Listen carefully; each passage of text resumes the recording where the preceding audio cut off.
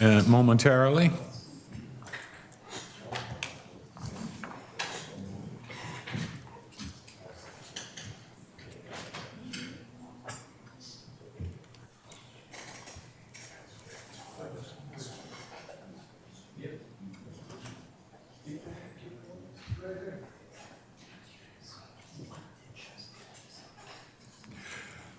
Good evening, everyone. At this time, I would like to call the City of Bowie regular City Council meeting of Monday, August 5th, 2024 to order. At this time, I would ask everyone who is able to please stand as we recite the Pledge of Allegiance. I pledge allegiance to the flag of the United States of America and to the republic for which it stands, one nation, under God, indivisible, with liberty and justice for all. Thank you. At this time, I would like to ask the city clerk to confirm we have a quorum. Yes, Mayor, we do have a quorum for this evening's meeting. In council chambers present, we have Councilmember Steph, Councilmember Rogers, Mayor Pro Tem Wolfley, Mayor Adams, Councilmember Brady, Councilmember Truesdale, and Councilmember Ndebumavu. Thank you, City Clerk. At this time, I will open the floor for any motions. If we have any agenda additions, deletions, or amendments. Hearing none, we will move on to citizen participation.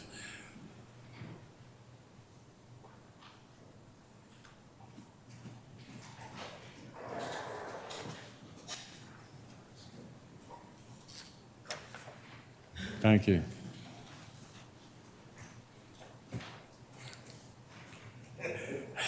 I'd like to call for Les Conitz.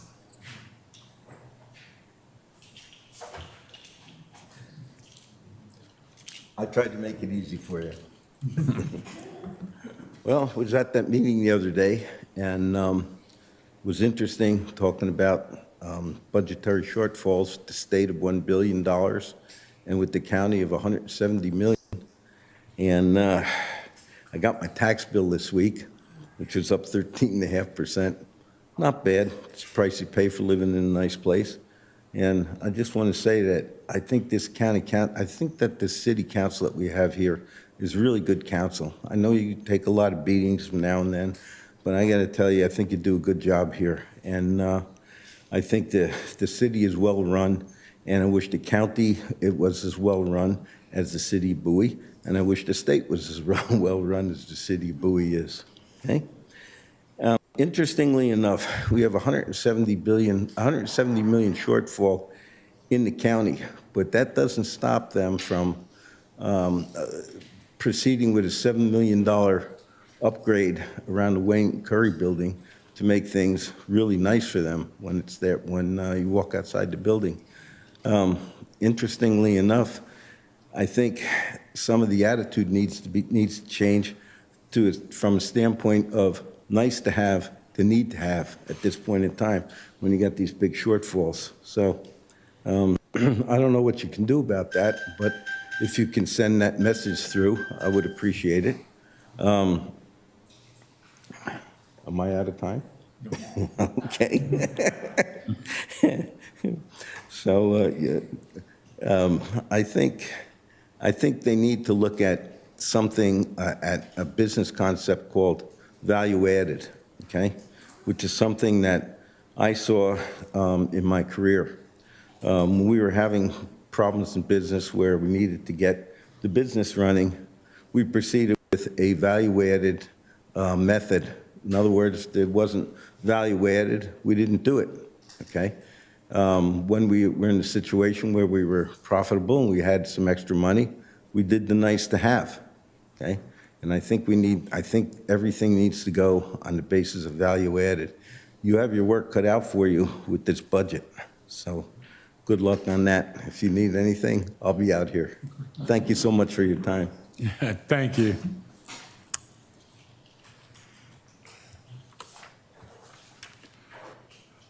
We will now move to presentations, and we will do the adoption and presentation of a proclamation, P-12-24, proclaiming July 31st, 2024 as World Ranger Day in the city of Bowie. So moved. Second. It's been moved and properly second. Any discussion?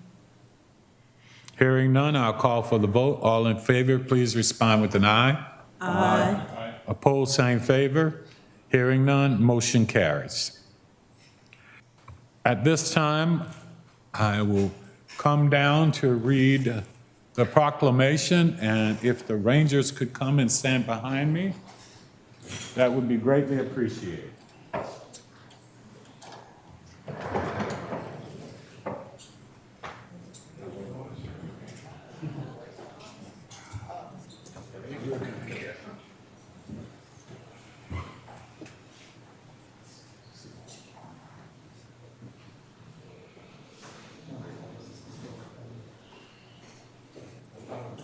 Why don't you come on this side and just line up?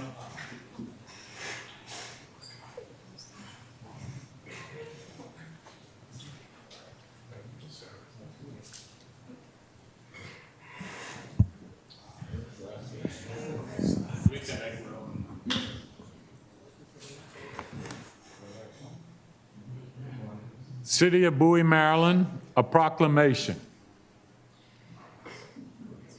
of the City Council of the City of Bowie, Maryland, proclaiming July 31st, 2024 as World Ranger Day in the city of Bowie.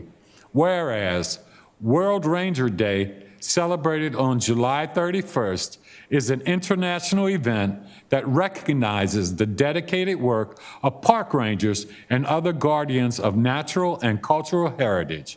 And whereas park rangers are essential in conserving the natural beauty, wildlife, and historical treasures of parks and protected areas around the globe.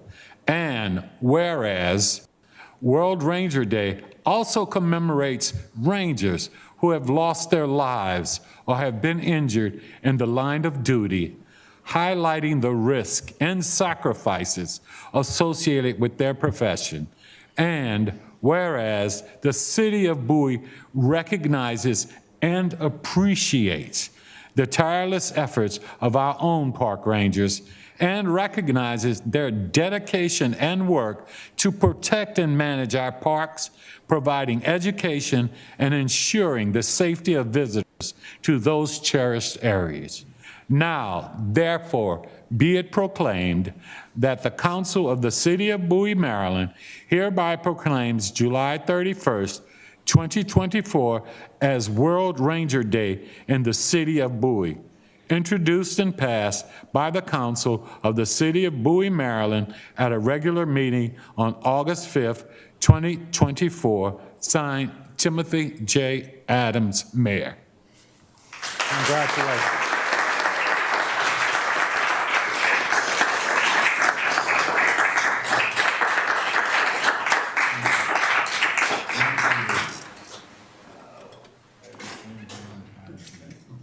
Thank you. Thank you. Thank you.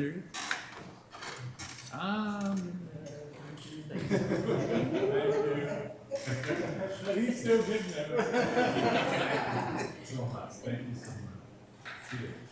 Thank you so very, very much. Thank you. All right. Who gets the proclamation? Who gets the proclamation? Let's see. There you go. Thank you. All right. Why don't we turn around and try and get a picture? I don't know if we're too distant, if we need to kind of move in. Why don't I ask out the place? That's fine. You can get it here? Okay, well, I'm just trying to go right here. See that boy? I knew the Rangers would make it out. Here we go. All right. Hey, again, thank you all so very, very much.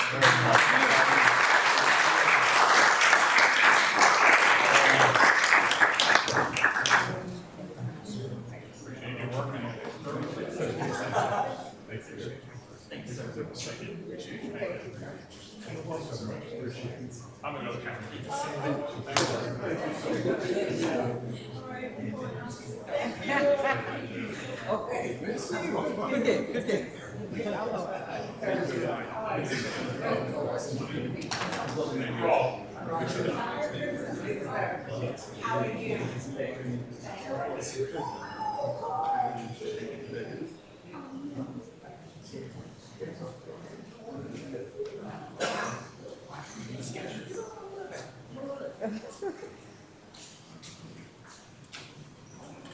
Thank you.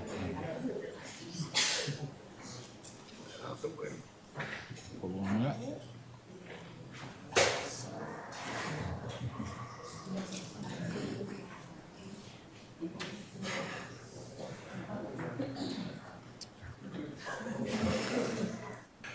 At this time, City Clerk, I don't see anything on the city boards and committees. Is that correct? Correct.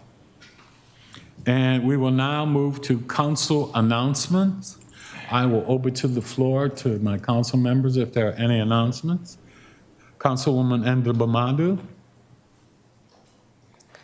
Thank you so much, Mr. Mayor.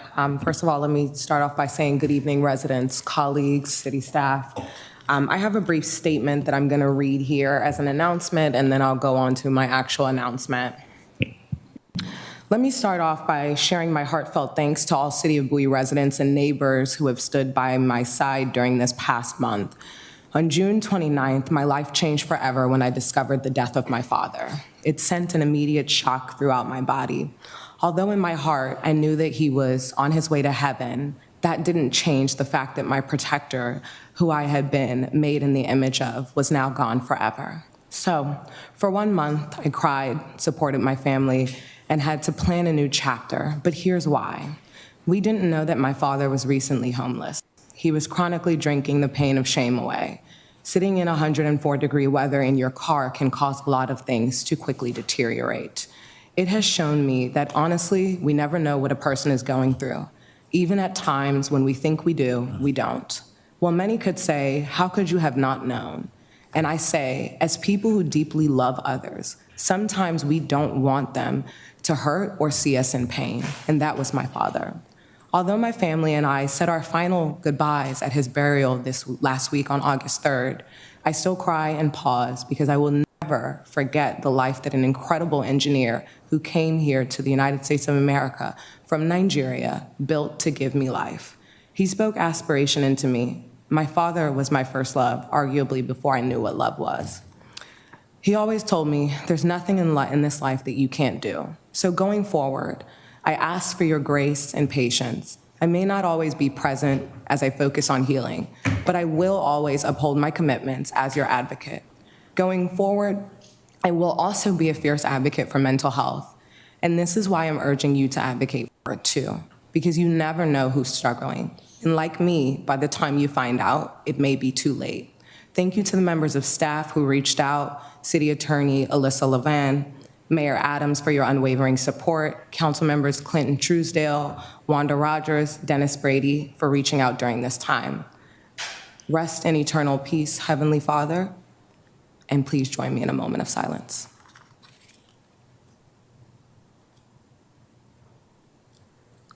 Thank you. My second announcement, I do want to share that this evening we have a wonderful organization with us, PBS NewsHour Student Reporting Labs. I want to recognize Morgan Hawkins, who's in the back. She is a Gwen Ifill Fellow who is doing a story and a piece that will be featured on PBS NewsHour Student Reporting Labs on youth voices being heard in government. So Morgan, I want to thank you for coming out, capturing the city of Bowie, and also showcasing youth voices in government. Thank you, Mr. Mayor. Any other council members with comments? I will say one thing I would ask the residents to take a look at is DPI's program that they're doing, an informational thing that they do, I want to say every third Thursday, on trying to, I think, educate the entire Prince George's County on how DPI works and what they're going through. So I would just say, if you get a chance on, I believe it's August the 15th, to go. You can register. If you have any questions, you can go to, I think it's the DPI, PIO at pg.county.md.us. But I would recommend we do that as we start to learn and understand more about how DPI functions, and you can understand at times some of the challenges that we as a council face in dealing with DPI as well. So thank you with that. Any other comment? Councilman Brady? Thank you. I don't have an announcement. I thought maybe it'd be appropriate to ask Mr. Mears, Assistant City Manager, to make an announcement about the early pickup for trash and recycling. Start at 6 o'clock instead of 8 o'clock. Just to give me an opportunity We'll to do make that. a public announcement. And Thank you, Mr. Brady. You took my city manager's report. I'm sorry. It works out just fine. if you'd like to hold till I can then. do it right now. We're all teed up, so Okay, it go works ahead. out all right. As Councilman Brady had mentioned, this summer, as we've been going through some extra heat in our summer months, we have hit some world temperatures, and we've done something that we have not traditionally done in the city of Bowie, and we have adjusted our sanitation hours. We have moved them to have a pickup time starting at 6 a.m. This is an effort specifically in an attempt to try and beat the heat for our sanitation workers that are out there working throughout the heat of the day. So that additional hour is going to allow them to work more in the cooler hours, and this is extended through the month of September. So we ask for everybody's consideration in regards to making sure they have their trash out a little bit earlier, and this is going to be temporary. So this is just while we have some more heat. And also in regards to this, if you have friends or other coworkers that work outside in the heat, please be considerate of them. And as our animal control would be sure to remind you all, don't forget about your pets in regards to making sure that they have ample water, that they have respite from the heat as well. We all need to take care. Thank you. Thank you, City Manager. At this time, I'd like to make my second announcement, and that is, please, everyone, please join the City of Bowie and all of us for the night out tomorrow night. It begins at 6 o'clock at Allen Pond and goes from 6 to 8, and we're going to hope that we can keep the weather back and we can do that. But please, I encourage everyone to please come to the night out tomorrow, and we look forward to that. And I think we have another announcement. Thank you, Mr. Mayor. I don't know if the Assistant City Manager mentioned the survey for strategic planning and the vision. There's a survey that's gone out to the entire city. I see it on social media all the time. And we're looking for residents to provide input into the vision for the city. So I think that's a really important thing so that we know what you think the city of Bowie, your home, should look like in the future. Thank you. Thank you, All Mr. right. Mayor. Any other? Hearing none, we will now move on to the city manager's report. It has all been taken care of. Thank you very much, everyone. Okay, we will now move to the consent agenda, and I will open the floor to a motion. Mr. Mayor, I move to approve the consent agenda. It's been moved and properly second. Any discussion? Hearing none at this time, I'll call for the vote. All in favor, please respond with an aye. Aye. Opposed, same favor. Hearing none, motion carries. We will now move on to old business, and we will have the council discussion on street striping to control speeding on neighborhood streets. And I will turn it over to city staff and then to you, Councilwoman, as this is an agenda item that you brought up. So I'll give you deference to go first if you would like. Thank you, Mr. Mayor. Once again, good evening, members of the public. Essentially, this agenda item was placed on the agenda as a follow-up from our initial conversation that was led on January 16th of 2024, where we discussed traffic calming policy and taking recommendations from staff on how to update our traffic calming policies. And essentially, this agenda item tonight, what I aim to learn from staff is the streets that were selected for traffic calming, specifically striping, how those streets were selected, and essentially what the plan is going forward, and when we can expect the rest of the streets to be updated and added. So I look forward to staff's presentation. Thank you, Mr. Mayor. Thank you, Ms. Ndebamadu. So this evening, we have our Public Works Director, Mr. Jose Aldius. Jose, could you give us a little update in regards to what we've done in regards to this?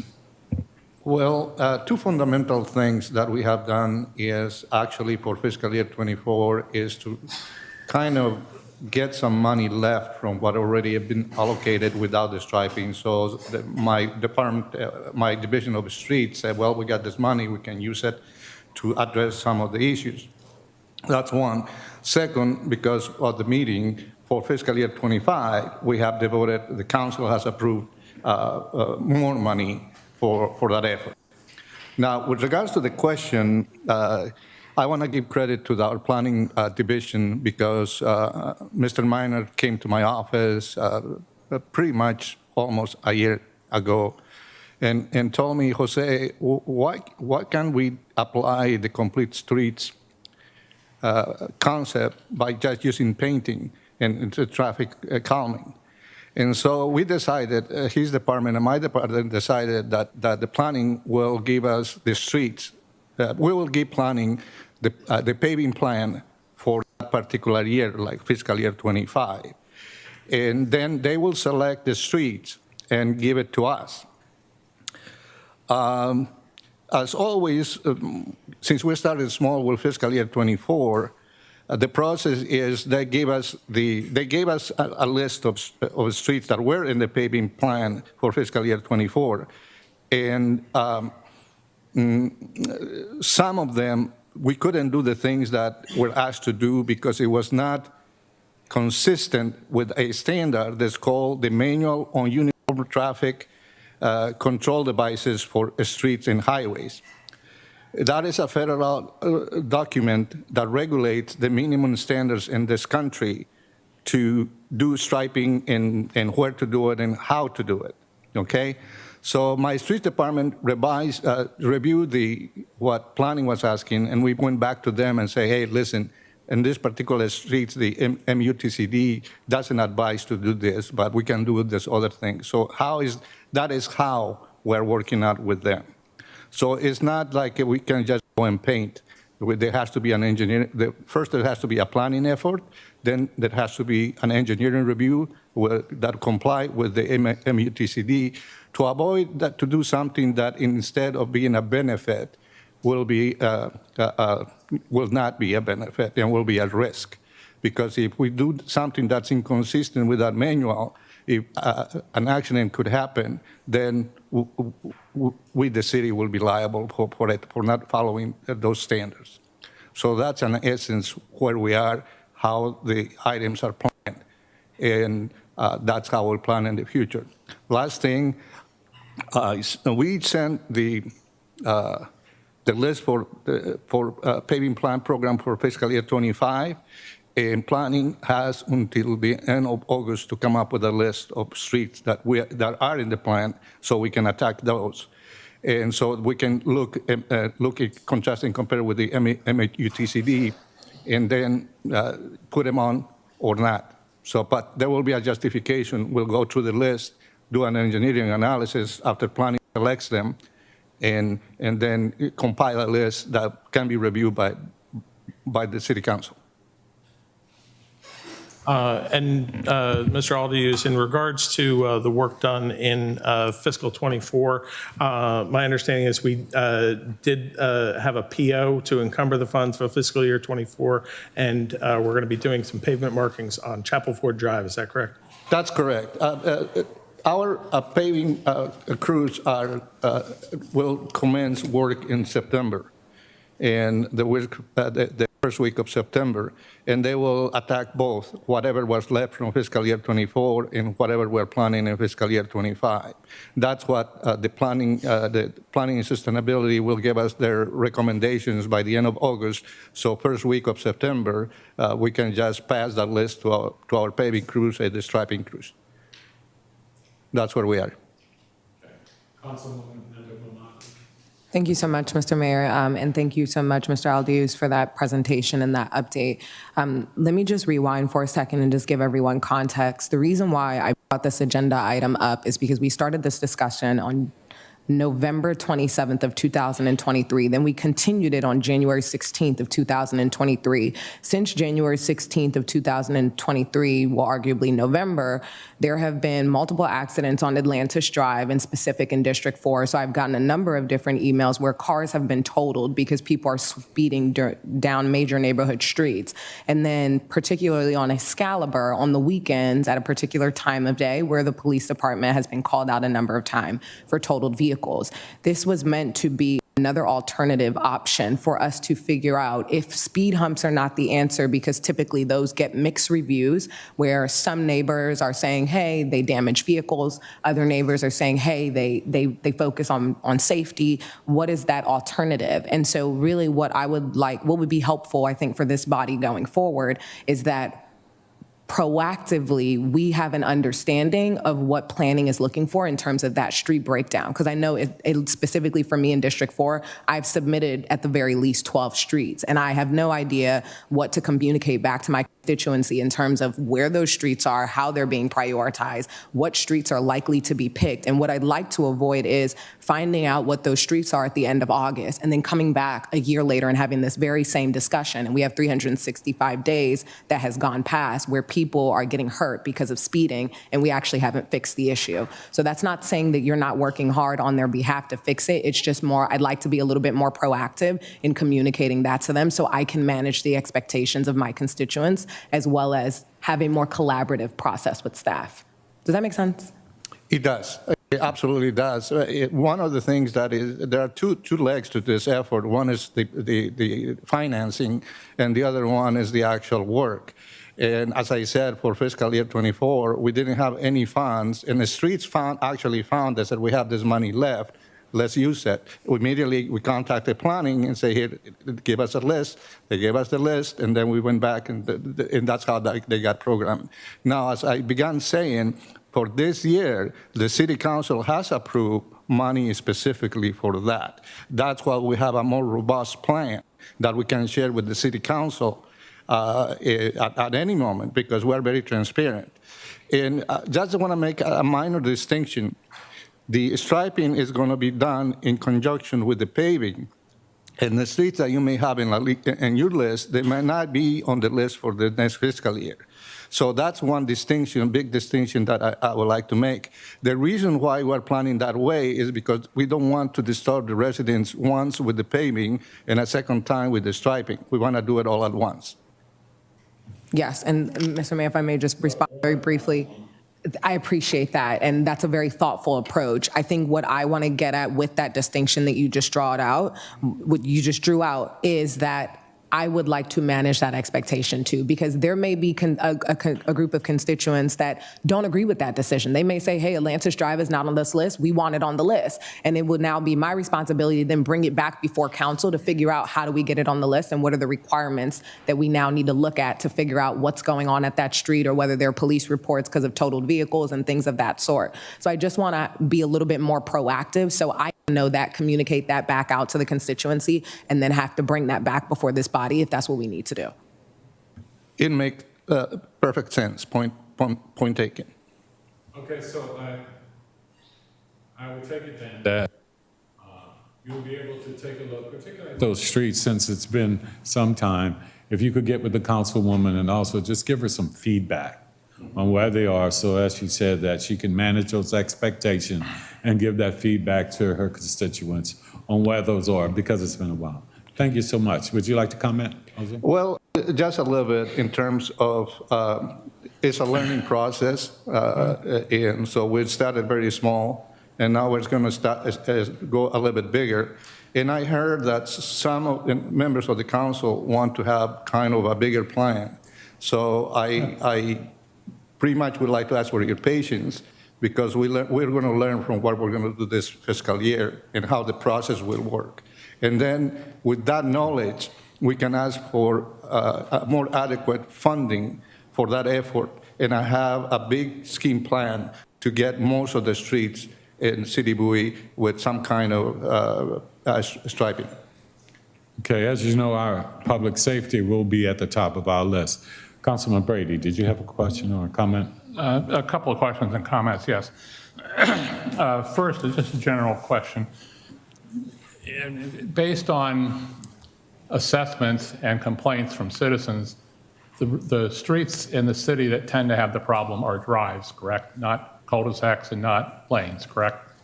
That's correct, sir. And it's driven by the fact that the drives are wider.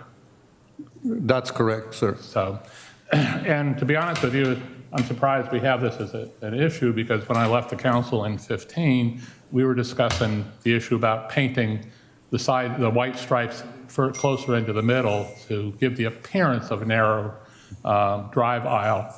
And 8 years later, we still seem to have that as a problem. So what I would like to see, and this is putting my engineering hat on, I would like to receive from staff a list of all of the drives and their lengths and any speed assessments or citizen complaints associated with it, and when they were last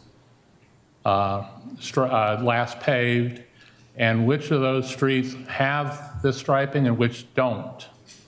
And then from that list, we need to prioritize and start a program where year in and year out, we are addressing the drives, and not necessarily drives alone, because if there are places where citizens are complaining about high speed on, say, a lane, we may want to add that.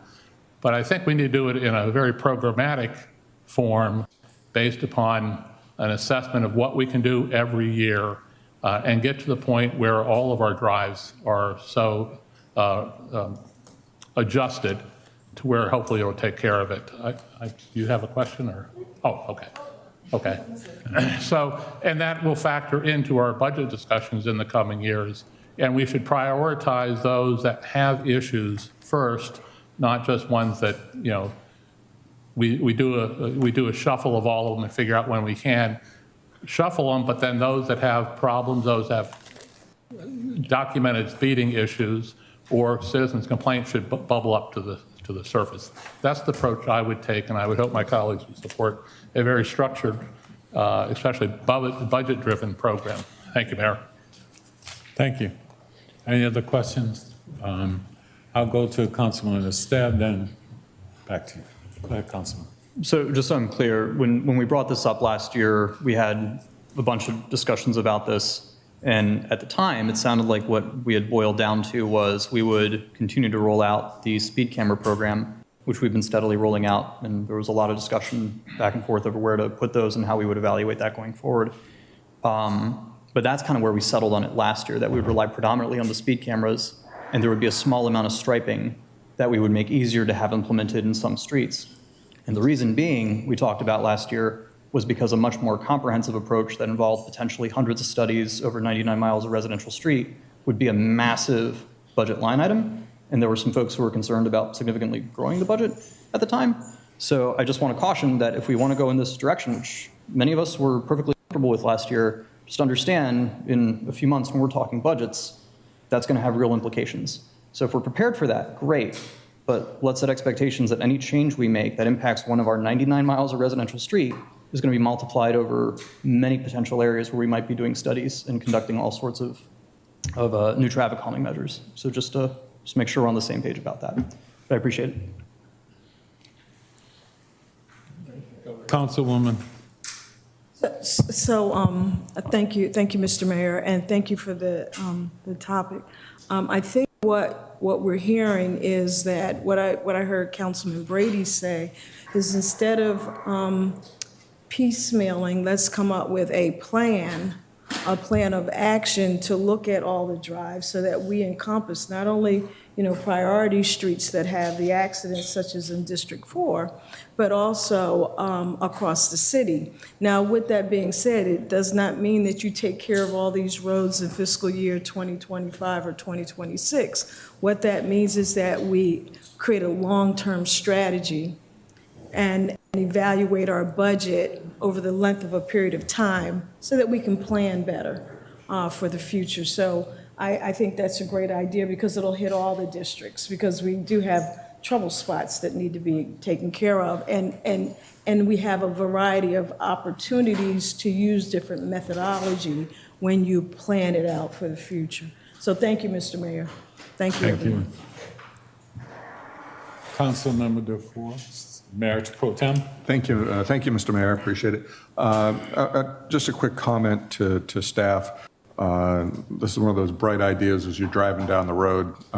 We have the project on Ken Hill Drive with the complete streets, and I know that we're looking at that in terms of striping, incorporating some bike access and some safety measures and that whole effort there.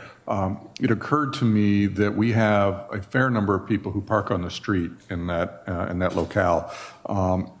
But what's interesting is that from 197 down to Fir Tree, there are no houses on one side. Currently, the road is striped to appear narrow, and it provides the kind of narrow shoulder on each side. Could your folks take a look at the possibility of that section of road, moving it further over towards the non-residential side, or the side, that is to say, the side without any houses facing onto the street, so that the people who park on the street have a little bit broader parking area? Because a lot of people right now have resorted to parking with two wheels up on the curb or on the grass. And I think if we can provide some relief, make that side of the road maybe a foot or so wider, maybe more, whatever the availability is there. And I know you can do that as part of the, repave, restripe all at one time. But while we're doing that project, I think we take a look at that option. And then the second thing is that to your point, Councilman Estef, to the extent that we do any of these while we're repaving, right away would be good, because we're going to pay to paint it once after it gets paved, and it doesn't matter where you put the stripe. So it's not an incremental cost. It's an existing expense that's part of the repaving process. So if we could ensure that if there are any streets that are being set up for paving, that we want to make sure that we address those beforehand. So if we get that list, that'll be great. And then we can take a look at the rest as well. Thank you very much. Thank you. Thank you, Mr. Mayor. I will now go back to Councilwoman Andamamadu. Yes, thank you, Mr. Mayor. The one thing that came to mind when I was listening to Councilmember Brady was this is also like a really good opportunity for the Smart Cities Initiative, and really seeing how we can really leverage technology there. And I know this is something that you've already been thinking about and been working on, but just to kind of put it back at the top of the priority list, because when we start talking about some of these studies and analyzing patterns and seeing how things are evolving, there might be some programs that are out there, particularly since Prince George's County, their OCIO's office is really diving a lot deeper in this particular area for broader Prince George's County. There might be some programs that we may be able to leverage as early adopters that are looking at this work, so that we can offset any potential study costs on the technology front. Yes, and we're thinking about that, and it's all part of the plan. So the city use a software that's called Transconomy, and we got pictures of every street that the city owns every 30 seconds, and they are taken as at normal speed. So we have pictures so we can tell which streets need the striping, so we can pretty much come up with the data. So that will not be an additional study. So we have that information already. It's just a matter of having somebody look at the pictures, and instead of driving. And we have pictures from 1 year, and we have pictures for this year. So we're collecting that information every year. So let me just ask a really quick follow-up question. Is this not an opportunity, like when we start talking about artificial intelligence, where you're analyzing the difference in the pattern, and is there not a software that we can look at that would do that work for us? I can ask the developers. They are very, very, very smart people, and because they collect the information not only for pavement, but also for sidewalks, signs, guardrails. So we have documentation about all the asset infrastructure for the city. And I can talk to them and say, okay, if we give you parameters, could you develop an algorithm that will tell us which streets will be the most probably to qualify for every year? Perfect. The language you're looking for is predictive analytics, Yeah. but essentially leveraging predictive analytics to Yeah. understand how things might evolve over time. Correct. Yeah, thank you. All right, thank you. Thank you so very much. Appreciate the conversation.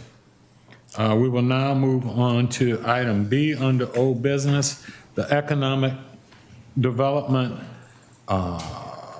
promotion / marketing plan. We will have a discussion to set priorities in order for staff to finalize the scope of work for a marketing strategy, RFP that will be prepared. At this time, I think it was again brought by Councilwoman Andrea Madu. Would you like to have a preference going in? Thank you. This is how you know I'm back, because then I start stacking the agenda. Thank you, Mr. Mayor. Well, this discussion is really timely, and I think it's a very important one. Just to refresh everyone's memory, during the budget cycle last go-around, we had allocated $50,000 to set aside for marketing initiatives and opportunities to support our commercial retail tenant mix-up. And basically, the objective at that time was for us to look at potentially bringing on a firm that would look at doing this work across the broader city of Bowie, who would market the city of Bowie out there, look at our tenant mix-up, then actively go out and recruit on the city's behalf, even though many of our properties, not many, all of our properties are owned by private entities who would assist in that and not solely leave everything to the hands of the developers to essentially mix up the retail component. And so my objective with this discussion tonight is for my colleagues to state their priorities so that we can now give staff direction on how to execute this plan and know what's top of mind for us, what are our top line priorities, so that they can develop this RFP and we can start to mobilize on this work. And so that is my objective this evening. If Mr. King wants to add anything extra that we're missing, that would be great. But at this time, really, it's to outline what are your priorities that you would like to see in terms of bringing on this firm. Because I represent District 4, I know what my district's priorities are, but I want to give other members an opportunity to say what their priorities are for their district so that we can develop a holistic RFP. Thank you, Mr. Mayor. Thank you. I would open the floor for any discussion, any comments. Hearing none, I will go over to Mr. King to see where we are now. I have reviewed many times the discussion that occurred the night of May when we were discussing this in the budget. There were many ideas. The council member articulated the original idea, which he's re-articulated tonight, but many of you added your additional perspectives. I was unclear as to what you expect from this document collectively. So one of the options would be you've nodded your head in concurrence with what the council member has suggested. Maybe that's what we write the scope of work for. But when we left it at the budget time, you put the money in, but you each had a little idea, and I was unable to capture anything beyond what the council and the Mamadu had said. So what I'm looking for from you is what she said, what you're all thinking, because I can write the scope to get you that. Okay. But you each seem to have a different variation of that. Okay. I would like to say what we'll do at this point is I will open it up for any additions that go along with that, because I think that is the foundation of how we want to move forward. But at this point, I will open it up to council members, because we do need to I want to see on paper your understanding of that, and also have something in writing for us to review and move forward on. But also to open it up now to council members to add anything that they have particularly in mind that goes along with that can be incorporated with what the councilwoman has stated. So Councilwoman, you go right ahead. I know you were raising your hand. Okay, thank you. Thank you, Mr. Mayor. And thank you, Mr. King, for clarifying your requests. It made me smile. Anyway, so as the president of the Greater Bowie Chamber of Commerce, obviously, this is very important to us because our goal is also to make sure that we tell the story of Bowie and assist you in attracting businesses. So there's a couple things that I wanted to mention. We've gone through a branding within the city, but somehow or another that branding has to transition into a marketing strategy. Also, there has to be compelling content as well as the value proposition. You know, why would businesses want to come to Bowie? And then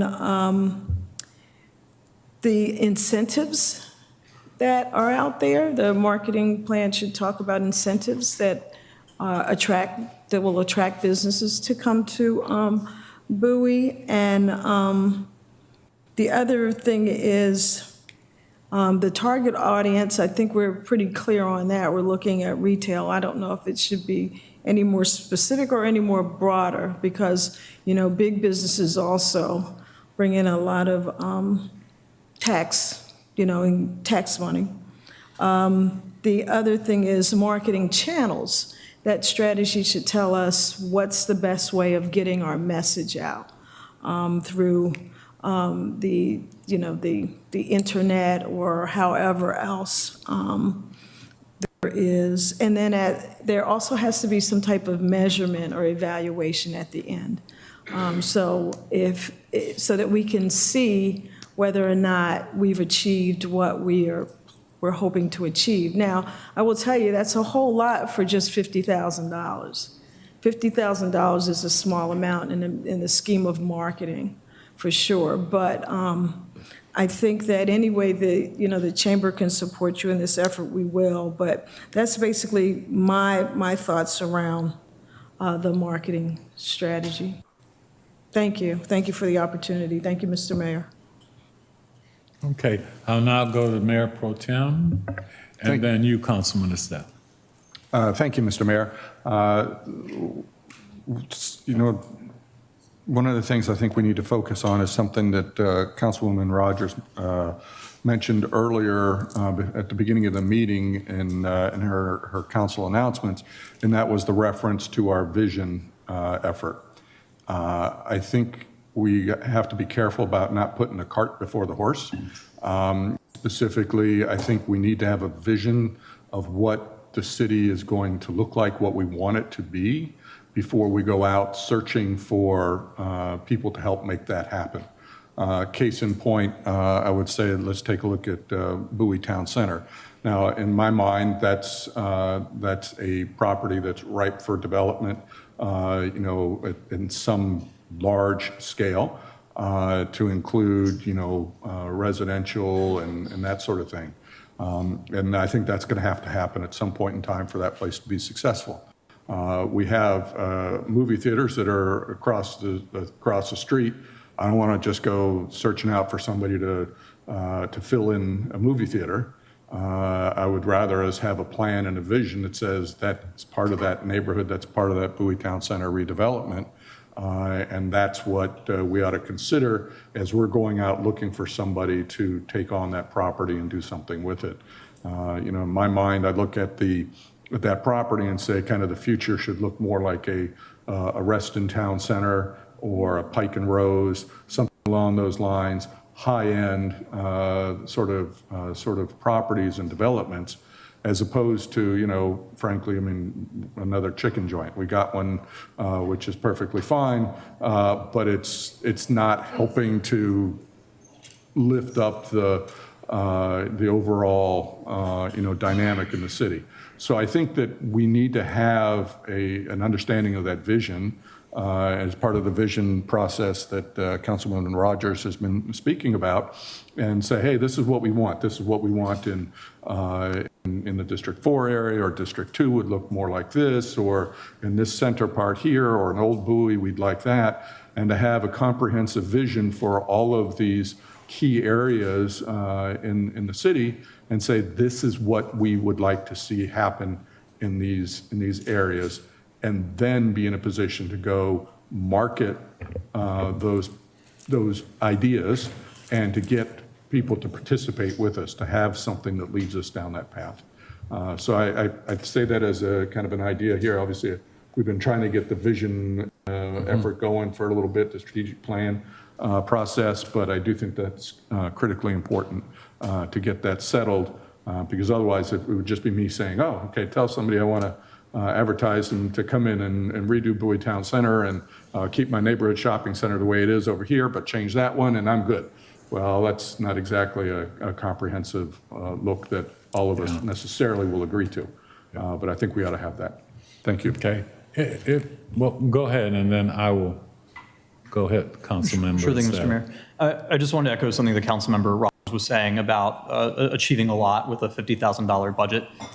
We've been kind of experiencing a death by $50,000 line item lately when it's come to this sort of program.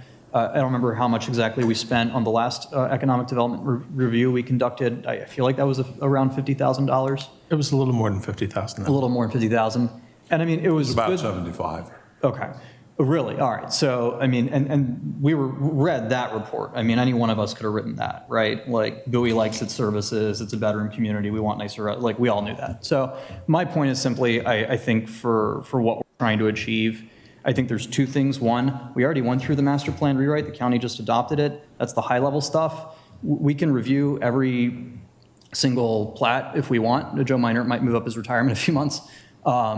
But we can go through that and review like what we agreed to when we signed off on that plan, and see exactly where on the map different things can potentially happen. Realistically, Mr. John Henry King is already publishing for the public what commercial properties are available, and honestly, like a lot of this is just going to boil down to us having an idea of what our constituents want in their areas, just following the information that's already available when properties open up, and then picking up the phone and just seeing if people are willing to come in and doing a lot of that kind of, public official brokering that we sometimes do. We could potentially do something like that on the staff level, and that's something that we can certainly talk about. But I think a lot of it's just going to boil down to knowing when a property is available and having a short list of who we would like to be there, recognizing that we're going to get a lot of no thank yous. That's still an exercise we can undergo. Just my thoughts on that. I don't know what we're going to achieve for $50,000 realistically, and I agree with what Councilmember Rogers and Wolfley are saying, that we might want to get through this ongoing strategic planning process we're doing now. We've got a survey out to the public. We've got the federal HUD survey for housing out to the public right now as well. Getting that data back and giving us a chance to digest it a little bit may help us going forward. All right. Just some thoughts. Thank you, Councilman. At this time, I'd like to kind of weigh in, and that is Sun Tzu, the Art of War, and that is for business, and that a good plan today is better than a great plan tomorrow. I think we need to look at what we can do economically to be moving forward right now, even while we plan a very large strategic plan. I mean, a lot of the things we'd like to see, we know that it's public, it's privately owned. Now, we need to, as a council and representing the people, come up with a vision of what the people would like to see. And I think you're right with that, Councilman, as well as you. And with you, Councilwoman, I think we need to do that. But I think we can get started on some things now that we can put in place that addresses some of our immediate strengths and needs and things that we can do to help to market what we already have right now. And as you said, 50K, we don't know, but I think it's a start. And I think we put that down. I think we still need to do the things we can, because we need to put out that we just put in the money we have for that new, I want to call it incubator, but as Councilman Truesdale pushed for, that we put in a Bowie Town Center. We need to publish that. We're doing that. We need to talk again, even from a marketing standpoint, about what's going on with some of the newer businesses that have opened. And also what we're doing now, even more so with Bowie State University, as we're going through those processes. So I think I agree with everyone here in saying that we need to move forward. We need to have a good, solid vision of where we need to be. It's almost like in another organization, we brought in a futurist. And we basically said, 20 years from now, what do you want the city to look like? You know, from education to everything. Where do you want to be rated? How do you want to do? And then work backwards from that to this day of how we get there. So I understand the vision and all, and that's something we have to do. By that same token, I would like to see us being proactive right now. We have you know, folks that are doing that, John King and his team, but we need to put in writing some things that we can do now and that we can all support and work with as we go forward with our vision, because we can do both. We can do both. And having said that, I'll turn it over to the councilwoman who is very eager to speak, Councilwoman Bamadu. And in the private sector, we call it a two-hander, where it's like you just gotta chime in. Mr. Mayor, I think you pretty much summed up what I was gonna say pretty well in terms of I understand the sentiment from my colleagues around we need to have this vision and we need to be clear so that we can move forward with strategy, intentionality, and tact. And while I agree with that, I feel like we've been talking about a vision for a few years now. And I feel like it's been a really long time. And I know that newer council members may not have that historical context, but it's been a while. And I think I really love this example that was brought up around the movie theater. Great example. So the movie theater, as you know, went into bankruptcy and was sold to a developer. The developer then bought the movie theater, and then after that movie theater was now recently resold, is now going to become a church. Now, I use that example, a lot of people don't know that is a more recent announcement. It was purchased by a ministry called Passion Java Ministries recently. I don't know the exact price point because I'll find out exactly tomorrow when I meet with them, but essentially, when we do this thing where we sit back and say, we need to wait for a plan, we need to wait to do this, then all these other things happen around us. And I love this book that John Henry left on it. I'm gonna quote it for a quick second because it was left for us to have a more robust opinion that leasing is an art form as well as a science. The art is how you paint the canvas to inspire repeat customer visit. You know it in your gut. The science is the academic knowledge of which retailers are available to lease the space and projecting how well they will do at your center and contribute to the overall success in creating the retail destination.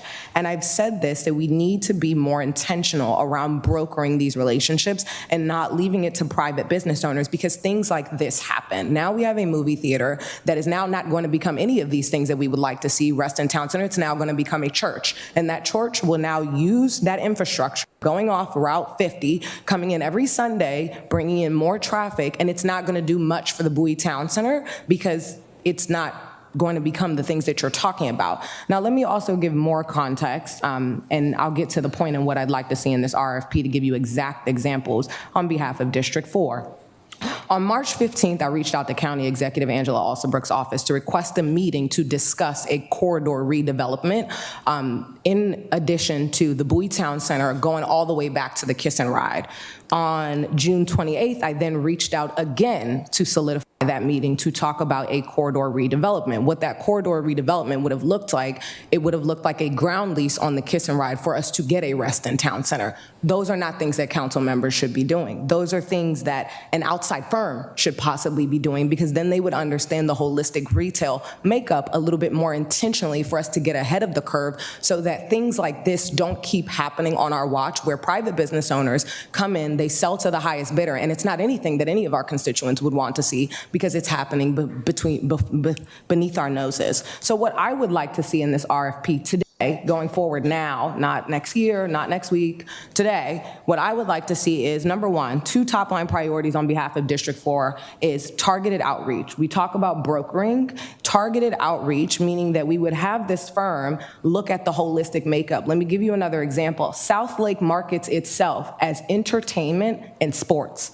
That is what that developer is marketing that parcel as. So it makes sense to have retailers that fit that description that are interested in that. And they have also hired their own marketing efforts to go after those types of retailers to fit in that parcel of land. So if we're looking at District 4 and maybe the South Corridor and South Lake, since that developer is already assisting in those efforts, then looking at retailers that fit that bill a little bit more and doing targeted outreach. So if we know that Sweet Greens is expanding up and down the East Coast, then we reach out to Sweet Greens and say, hey, there's an entertainment corridor. Here's the value prop. Our residents would really love to have you. Can you come and consider opening up a Sweet Greens here? Here's the direct information. Do a matching. It's like almost like Tinder for real estate. Do a matching, have them match up, and then they can carry the conversation from there. And then the second example, hold on, Mr. Mayor, just give me a second. The second example would be, the second priority for District 4 would be marketing the brand of the city of Bowie. So we did do this study where we talked about what is the story of the city, how do residents describe the city, what is the community like to be known as, what are we mixed up as? That would include demographic information, that would include the benefits of how the community, just highlighting a little bit more of the community and the placemaking aspect so that these retailers understand that they're coming into a community that is going to be supportive, highlighting the small business incubator and how we're building a pipeline to small businesses, highlighting who their next door neighbors are, just really telling our story. And I think that is more of a PR effort on this companies, and those things are not that expensive actually on a PR push. So to get a placement in like the Washington Post or something like that is just genuinely not that expensive. That's really what you're doing, is paying for connections at that point. And so those are the two priorities that I'd like to see on behalf of District 4, is just the targeted outreach, understanding the holistic makeup of these shopping centers or these districts. Like Melford might be branding itself as something different. I don't know, because that's not my district. So just using that example, doing a more targeted matching so that we can get ahead of the curve and reach out to retailers when they're looking at market expansion a lot more intentionally and making the case for the city of Bowie. And then the final point that I'll conclude on, Mr. Mayor, I'm concluding, the final point that I'll conclude on is I asked for more money during the budget cycle. I wanted more than $50,000. This body approved $50,000. So I do like that everybody's highlighting the decrease in cost, but I asked for more money for this. So I just want to make it clear that that was a discussion that we did embark on, and nobody was willing to approve more money. So it's a starting point. We got to start somewhere, but hopefully when you get these priorities and people see the fruits of our labor, then they'll be more willing to approve more money in the next budget cycle for this effort so that we can diversify our commercial makeup and get more taxes on the commercial side. Thank you, Mr. Mayor. Thank you. Councilman Brady, did you have anything you'd like to add? Yeah. First off, this has been an issue that's been around. I first recall this kind of an effort in 1994-95 timeframe, and we spent about $90,000 to $100,000 to hire someone to market the city, and they created a nice lingo and a bunch of nice brochures, and it was money down the drain. And I think 20 years ago, we tried it a second time, and a similar result. I'm just concerned that we're going to end up doing the same thing without having a better defined vision for what we're talking about. And yes, we, as a body, allocated $50,000, but we also, when we discussed the budget for the city council page, we put in as an objective that we would have a discussion and define what it is we're talking about with regards to economic development, with the possibility that we would head into establishing the Bowie Economic Development Corporation. And really, I think that is where we need to be, because no marketing firm that we're going to hire for $50,000 or $100,000 is going to be able to leverage any kind of entity to come in to the spaces that we have vacant. Because all they're going to do is sell a rosy picture, but they won't do any kind of leveraging or research and what have you, not for that pitiful amount of money. And I'll also share with you a discussion I had after the legislative dinner last week with our state delegate, Adrian Bova. And we discussed the issue about the creation of an economic development corporation. And we thought that it would tie in well with additional zoning and planning, because we would then have some leverage to get some of the things we want and we need. Now, I think what we ought to do before we allocate any money on this is have a serious discussion on economic development. I would think we would have a work session dedicated to that subject and invite in the Bowie Chamber of Commerce, the County Chamber of Commerce, and even the Maryland Chamber of Commerce. Invite in the County Economic Development Corporation, get their information. I understand from talking to Mr. King that there are 4 municipalities, Frederick is the only one that we could think of by name, that have economic development corporations. We could get some insight from them. So I think we need to do our homework before we set up and start doing things. Next month is what, the first week of September is ICSC? Mm-hmm. Yes. And there are just 2 of us signed up to go? There are 6 of you. All 6 of us, okay. So that's a good step in the right direction. And you have, I think, a multi-page data sheet for the city of Bowie, the demographics of the city of Bowie available for handing out to the vendors we see, correct, Mr. King? Yes, and while this is not on a nice topic, I will be asking you all to participate in a virtual train-up session where we can just talk through the materials we've got, suggested ways to use them, kind of a pre-throwing you out on the convention floor session, entirely your option. So while we've allocated $50,000 for this budget year, we're into the second of 12 months of the budget year, so we have time to spend it, Mr. Mayor. But I think we need to have a better definition on what it is we want to do. So I would suggest maybe we table it until the September timeframe when we can have a serious discussion dedicated to the concept of economic development with the consideration in our discussions of creating an economic development corporation. I think at that point, then we may need more than 50,000. We may have to do a supplemental appropriation to do that, but I think that's the approach that makes the most sense, Mr. Mayor. I think if I could, because we could go back and forth a little bit, but my point is that what we're talking about tonight is John Henry King establishing and basically putting pen to paper, so to speak, about what a marketing plan or strategy, RFP, would look like. And I'm saying we need to move forward with that. We haven't spent any money yet. We're not going to be spending any money, but we need to put that in place because we don't know how long it will take us to start doing the long vision and all of that, because that is not something I think any of us want to rush into. And so I think the direction we've given to start putting that together, a RFP, I think it's the move that we do now, because that's what we're doing. We're just putting together an RFP to look at what we can leverage with what we have now as we look at the long-term picture. And that may be bringing in other people, but I think we need to start putting down something that, I believe in metrics and accountability, right? Just like transparency. And so we need to start looking at what can we do now?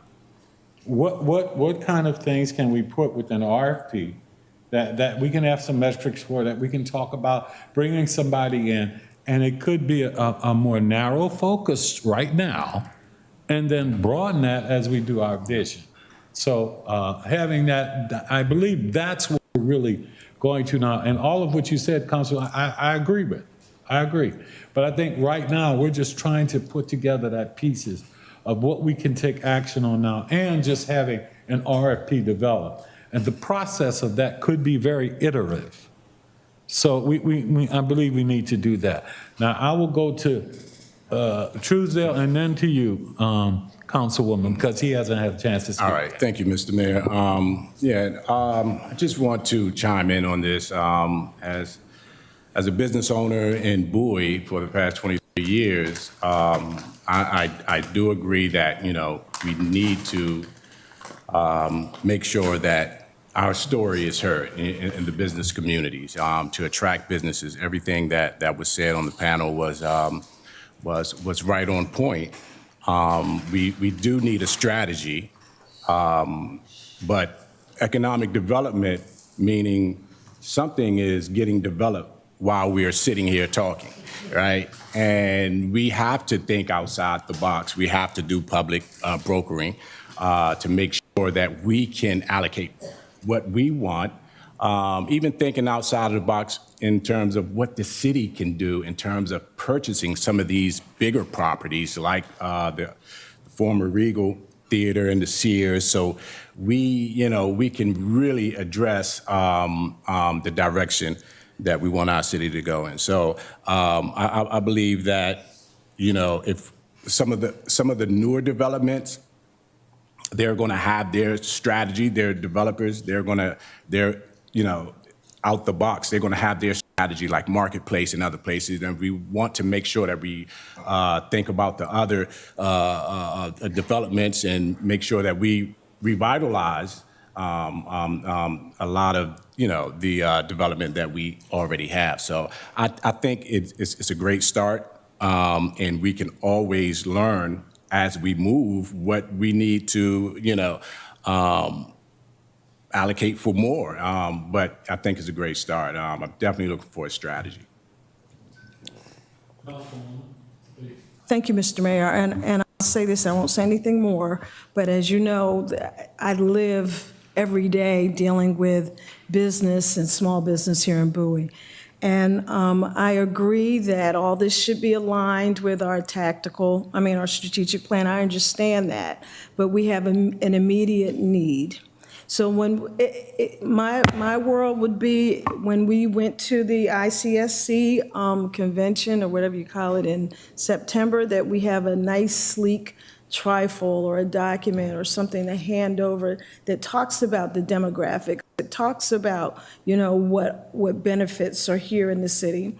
And we don't have that now. We can pull together stuff, but I think that what I believe the $50,000 is to start that, to get us some type of sleek document. And we understand that the strategic planning effort is going on. But I also have to say, we might want to sit down and discuss economic development in details, but talk to the city staff about how hard it is to get us together just to talk about the strategic plan.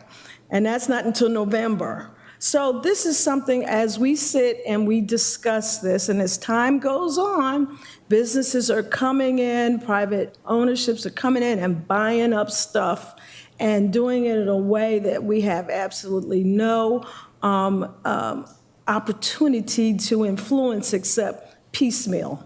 We have, individuals going out and talking to individual businesses, and we would be so much more effective if we had, the beginnings of a plan through a pamphlet or something that we can hand out now, and then later on as we go down the road, and we can do more around planning, because in order to compete with municipalities in Prince George's County, Bowie is the largest municipality in Prince George's County, and it's no reason why we should not be ahead of the curve.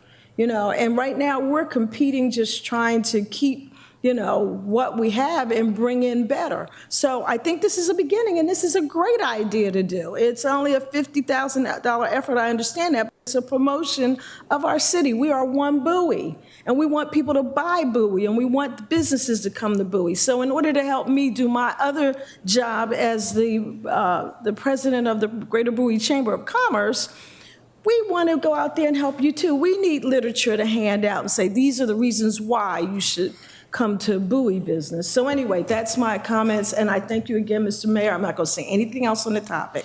No, it's okay, and I think we'll be summing this up at this time. If you need to? Thank you, Mr. Mayor. The last comment that I would offer, just to take Councilmember Rogers' comments a step further, great suggestions. I think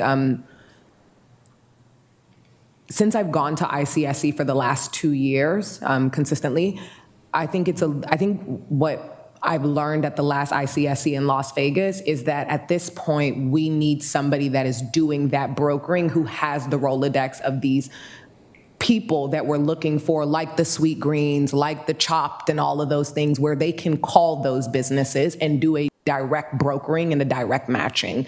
And so I think the document is very helpful. It's a start, but I don't think that's all of what we need in this initiative. I think it's part of it, but I think the next part is somebody that has that Rolodex that we can tap into, that is doing this work every single day with other clients that are doing this matching so that they can do it on our behalf as an extension of our team. That's what I wanted to offer to Councilmember Rogers' suggestion. Thank you. Okay, and so I think you have direction at this point, and we'll be looking forward to, as soon as you can, getting us something to take a look at as we move forward. And again, I go back to what I said a little earlier. A good plan today is better than a great plan tomorrow. We're going to be working on our great plan. But right now, let's get something together. And I think the councilwoman said it best when she said, even making sure, as I often say, we're one city, one Bowie. And so we just need to put together something that we can show how do we take advantage of what we have now. And that'll help us sum up a little bit of what we're going through and what we'll see down the road. So again, if you have any other questions, I'll entertain it at the time. If not, we'll move on. And thank you so much, John King, and the rest of my council. All right, we will now be moving on. The city will now be doing a presentation on the bulk trash pickup, solid waste, general rules, and special agreements discussion. I'll turn it over to staff. Thank you, Mr. Mayor. This is just an informative discussion on refuse and recycling.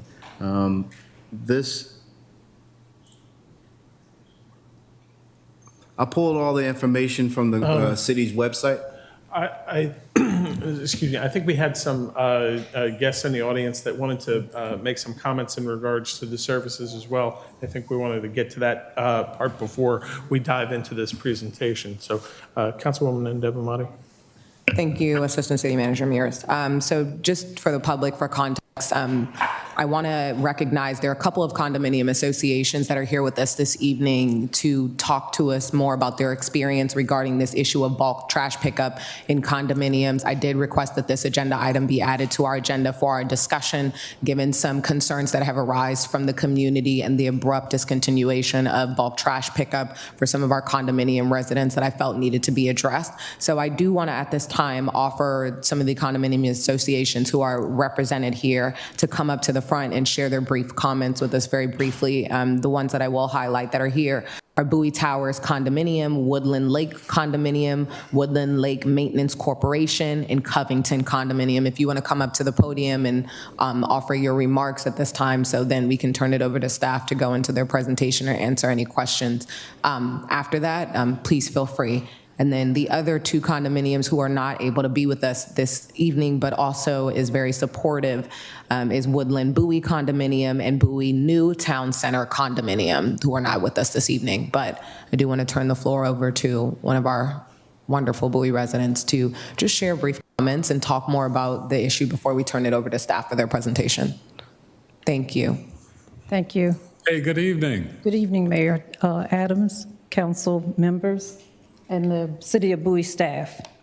First, let me take this opportunity to introduce myself. I am Patricia Irving, a resident of Covington Condominiums, and with me is Mr. Fonzie, who is the property manager for all residences. He's in the audience there. We are here tonight to speak on behalf of the condominium associations in the City of Bowie. Allow me to bring to your attention the matter of bulk trash removal from condominiums in the City of Bowie. This is a shared responsibility that appears to be distributed in an unfair manner compared to the single-family homes and the townhomes in the area. As homeowners in this community, we feel the need to address this concern. We must bring to your attention that the bulk trash removal service has been picked up for years in our community, but abruptly came to a halt several months ago. The board members and the property managers of Covington Condominium have met with the city manager and the head of public works, and we feel that our answers We feel that the answers we received and our concerns from the city officials were unacceptable and did not address our concerns justly or fairly. This is why we stand before you tonight, to this council tonight. As responsible tax-paying citizens in the city of Bowie, we are neglected regarding bulk trash removal. Therefore, our associations are subjected to paying an outside contractor to remove bulk trash. This has created undue stress on our association fees. Trash removal service is included in the taxes we pay to the city of Bowie as homeowners. We feel that not providing bulk trash is discrimination to condo associations and that we should not be denied bulk trash removal service. We are only advocating for condominium association, not apartments, which are not property owners. Here are some of our concerns regarding our trash removal service. We clearly don't understand this neglect to remove bulk trash from the condominium association's homeowners as part of the city in which we live. Since this service is no longer being done, can our homeowners' taxes be adjusted?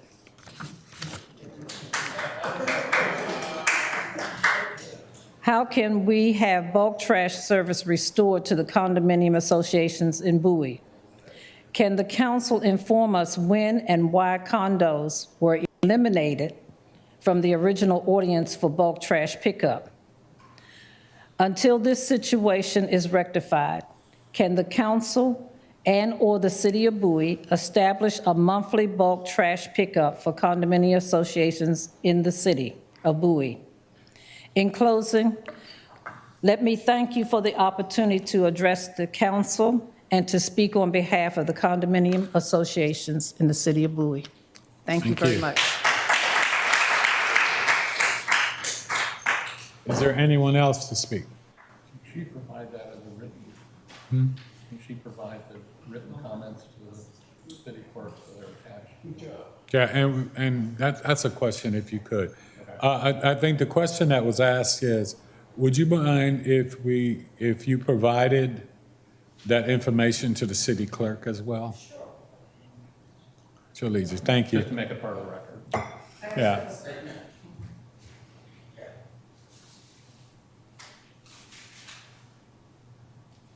Thank you. Is there anyone else, Councilwoman Ford? Yep, thank you, Mr. Mayor. So just to summarize really quickly, this issue was brought forth by a number of different constituents that there was abrupt discontinuation in bulk trash services pickup at certain condominiums. It was shared by certain members of staff that we had never picked up bulk trash pickup from condominiums. However, that was clearly not the experience that many of the constituents who are here this evening were witnessing, that bulk trash was being picked up from their condominiums consistently and abruptly eliminated. That then thrusted them into an experience where they now needed to find an outside contractor, pay different fees to now figure out how to continue providing those services for their condominium. So it is my suggestion tonight for this body to look at how do we work with our condominium associations to not just abruptly eliminate a service that they have been getting. I think staff's position, not any particular members of staff here, but I'm just secondhanding telling the story. I wasn't in part of the conversations. Staff's position was we never did. We don't provide bulk trash pickup. We never did, and we going forward are not going to. So that is why this agenda item is being brought forward tonight for us to discuss that and figure out what is the solution going forward. Thank you. I'd like to ask a question before we do the presentation of our city attorney. What is the city's historical, or even in the code, what is the position on condominiums as we refer to them as homes or property? I'm trying to get the standing, because it seems like if we're paying taxes for bulk trash removal like all other homeowners, is there a different tax base or something? Am I missing something? I regret that I'm sorry, I can't hear you. I'm sorry. Is my mic on? Yeah. I regret that I don't know the answer to that question. I haven't been involved in the decision of whether or not to collect bulk trash specifically from condominiums and whether there's any distinction between them and multifamily apartment dwelling structures.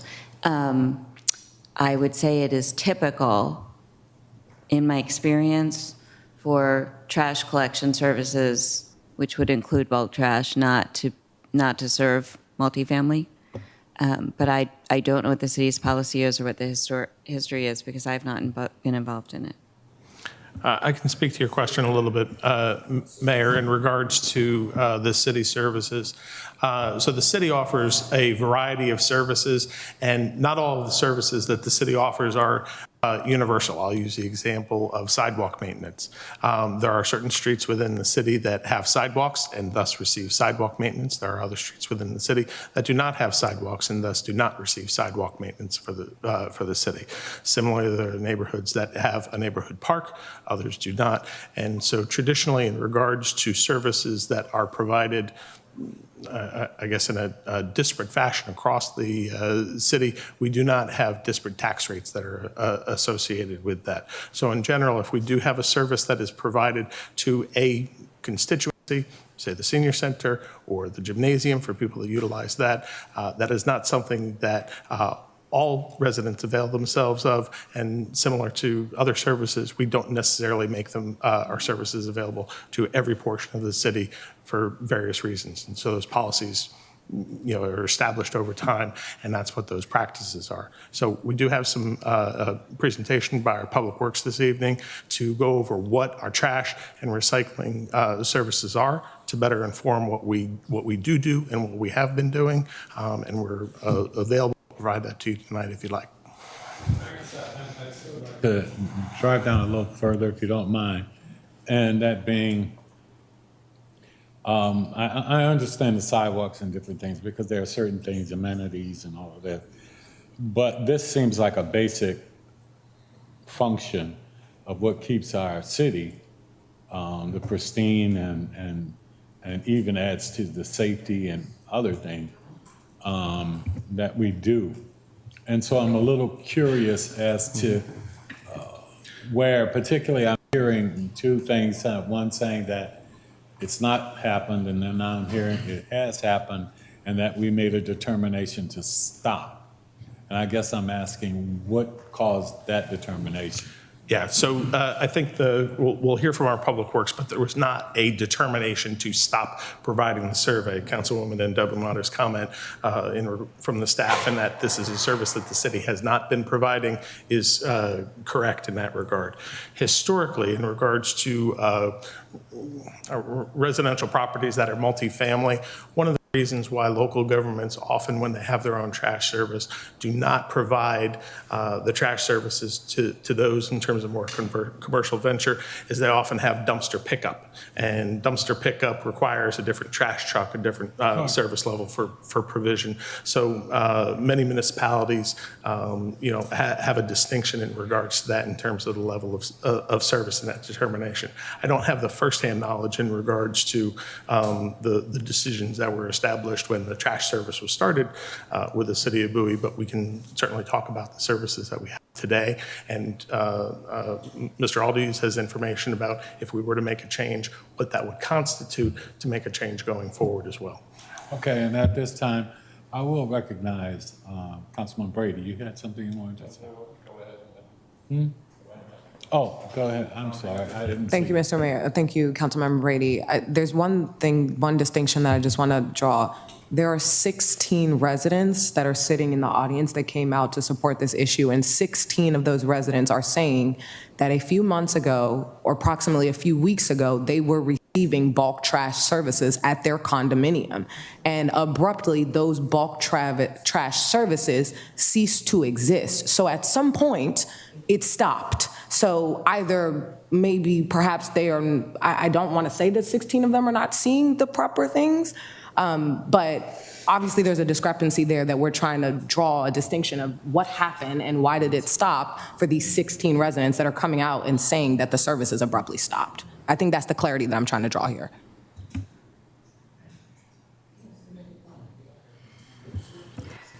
so much. To my knowledge, if bulk trash was being picked up in the condominium areas, it was done improperly. It wasn't supposed to be getting done. And then we had to inform the crews about the update that there is bulk trash pickup not being, we don't pick up bulk trash in those areas. And so it's just informing the crews. If the crews were doing that on their own, they were doing it wrongly. Thank you. Okay, Councilman Brady and then Mayor Protem. Staff, the comment was made about dumpsters. The condos have dumpsters? Or individual? Some condominiums do have the green front end, rear end loader dumpsters. Some of them just have actual trash cans and recycling cans. Okay. Question I was going to ask, when we talk about multifamily facilities, is that the definition used for condos?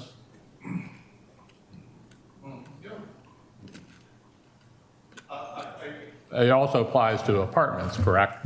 Yes. Okay. Apartments are basically for-profit housing that an owner has, he rents out space, which is a little different, and I can understand the structure. But a condo, the owner gets a tax bill, correct, for their space? I cannot answer that question. I'm not familiar with the, how those bills, how those fees are collected. One thing I can assure you is this is my third year with the city. And since I began, when talked to my solid waste superintendent, he said no, and he's the one that told me, no, we don't pick up this from multifamily, bulk trash from multifamily housing. Okay, I appreciate that clarification, but I'm just going with, you might say, tax fairness, if you will. Townhouses, multifamily facilities, you have 6, 8, sometimes 10 facilities in the same structure. I would consider that multifamily. Mm-hmm. They each get a separate tax bill, and they get separate service from the city in picking up refuse and trash and recycling. Condominiums seem to fit the same definition, so I would think they would receive the same services. I can see the distinction between condominiums and apartments because apartments are driven by a profit model that the owner is going to rent out spaces in order to make a profit. And therefore, he should be, as part of that model, he should be covering the cost of trash and recycling pickup. So I'm kind of inclined to think that it's something that we ought to be doing because I think in a tax fairness, I think that comes up very strong in their favor because they are tax-paying residents of the city, directly tax-paying residents of the city. So I think we need to figure out, you know, we have this clash right now between city staff says it's never been picked up and the residents say it's always been picked up. So I'm wondering who's been picking it up and who's been paying for it. I wonder if that's been coming out of the condo fees or what have you. So, but regardless of that discussion of the history, I think when you look at it from a tax fairness, they are property owners in the city of Bowie paying property taxes, and I think the service is justifiable for them. That's just my 2 cents. I totally agree, and that's where we were going with this in the first place. And I think what we're making the point is that apartments are a revenue source of business taxes for the city. Condominiums, it's not a business tax that we're doing there. This is property owners. So I see a real distinction there. Right. And candidly, I don't understand what, and I'm just asking, what caused the immediate shift from them saying they've been doing it? And I understand you're saying we made a mistake, but what made us go to that all of a sudden it was a mistake? I don't think, first of all, from my understanding, is that the condominiums used to have a private service for many years that will pick up the bulk trash. And so I don't think there was a shift. I think that, like my assistant director said, some crews did it just because they were not well educated in terms of what the norms and regulations are. That's the issue. Now, the issue is up to you, the council, to just decide what, and we'll do whatever the council tell us to do, with the understanding that it's going to take a significant budget increase to attend this particular task. I understand that part, and I just am still trying to dig down to understand what caused the. I have citizens here who are saying that it's been done for a long time, but then at some point somebody made a decision to stop picking it up, and I'm just trying to find out where that decision was made and why at that point. What prompted that? Can I add to your question? I'm sorry. Go ahead. Mayor Pro Tem. Just a couple questions. First of all, do we have anybody from the condo association, person who runs the books and pays the contractors that pick up the trash? Yes. And so when you're, can you come on up to the mic, please. Adjust it to wherever you're comfortable. So, Good evening, Councilman. Can you provide some insights, because it's been long-standing practice. I've known it for decades that, you know, the city does not provide that service for multifamily units. But what I'm hearing is that you've been paying somebody to take care of regular trash. No, bulk trash only. But what about regular trash? Regular trash, the city picks up the regular trash. All right. So at bulk trash, you've never paid anybody for bulk trash removal? For Covington condominium, yes, they actually have never paid, for bulk trash pickup. That's just Covington, correct. So it's just Covington, which is... The other community, condominium communities, they were picking up at one point, but, when residents started calling City of Bowie, and they were advised to just leave it on a corner or in the trash corral area, they don't pick up. So that association ended up getting a contractor to pick it up at their cost. Mm-hmm. Okay, and they took care of their own trash as well? No, the regular trash has always been City of Bowie. Mm-hmm. Just the bulk trash removal. Okay, all right, thank you. Yeah, I'm not sure what the reality is in terms of why it is that the bulk trash was getting picked up. It sounds like whether it was or was not. We have some trash pickup, but not bulk. And then there are other condos that have no trash pickup, correct? Council, we had a conversation with the city manager, Alfred Lott, together with my board president, Betty, one day.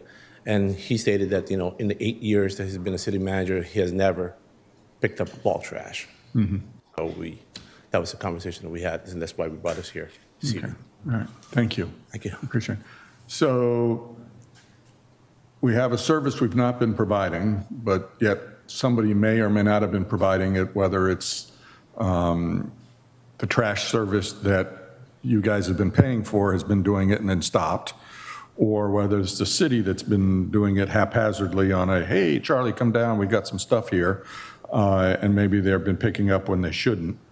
But I do think there is a question of kind of getting to the root, and maybe this is in part of your presentation, I think, in terms of assessing what levels of service are provided for each of the associations, in terms of whether it's bulk, whether it's regular trash, whether multifamily or just condos, and then the cost implications of changing that, because I don't think it's insubstantial. I think it's probably pretty meaningful, if memory serves me. I read in the read aheads that it was over $500,000, $700,000 maybe, to make such a change, which is a pretty significant change, given that the standard policy is that I don't do that work. So can you perhaps step through the presentation you had and show us what the background is, and maybe that'll provide a little insight? And as you go, I'll take pause here. As you go, would you clarify for me? I think I'm having a moment of trying to bring some clarity as you're about to do your presentation, by the way, of what a multifamily dwelling is. If you have 4 townhomes together, is that considered a multifamily dwelling?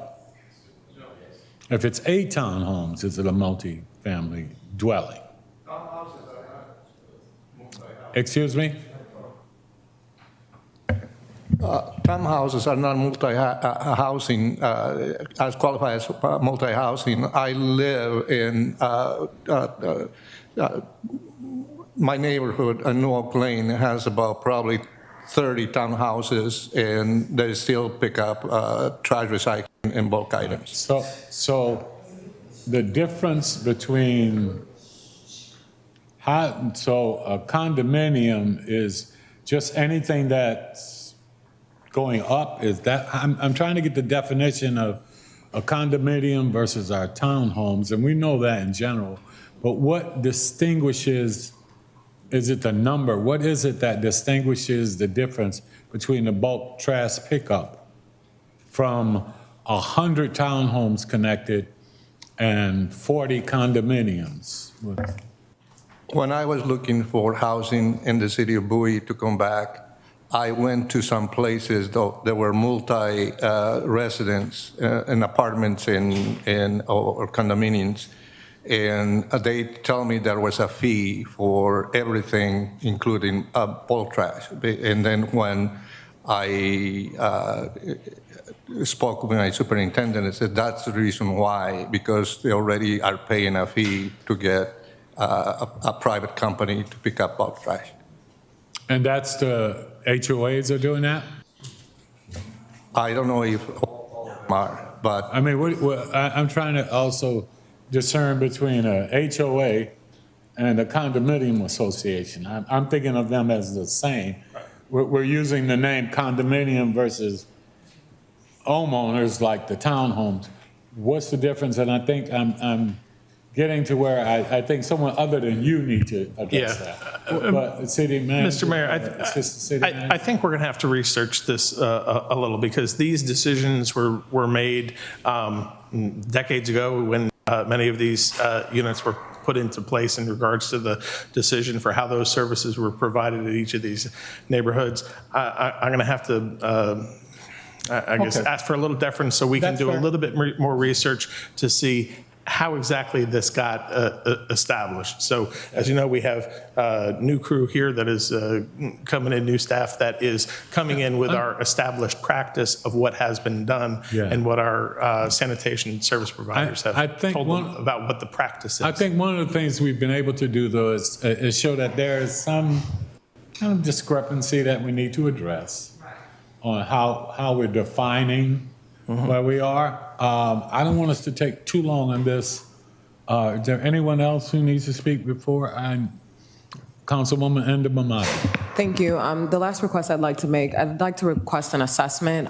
Essentially, Covington specifically has been receiving bulk trash pickup for the last couple of years. So I'd like to understand, how were we absorbing the cost at that time when we were picking it up? And now if the conversation is shifting to, it's going to be a monumental shift in financial funding for us to provide that service, I'd like an assessment and a report for this body to understand how was it being absorbed in the past, how was it being picked up, so that we can have a clear understanding of how were we absorbing that cost and providing that services as the city to Covington in the past from the time that we stopped. So that's what I'd like to be reported back to this body. Thank you.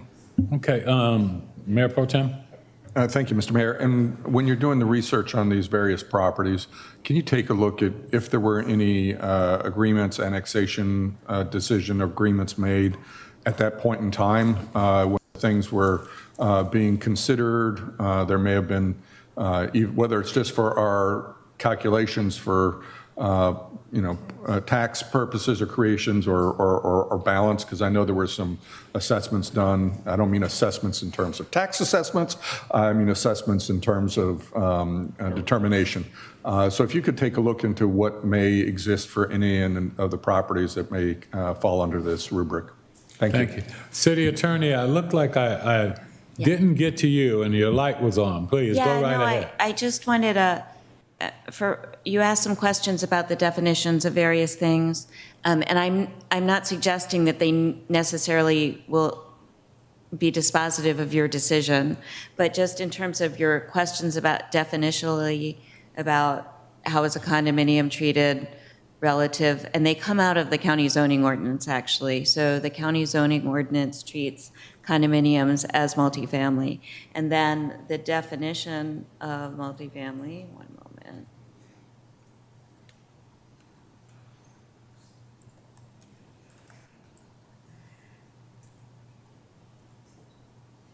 Is a building. Could you slide the mic over a little bit? Sorry, is a building containing 3 or more dwelling units, does not include a fraternity or sorority house, et cetera.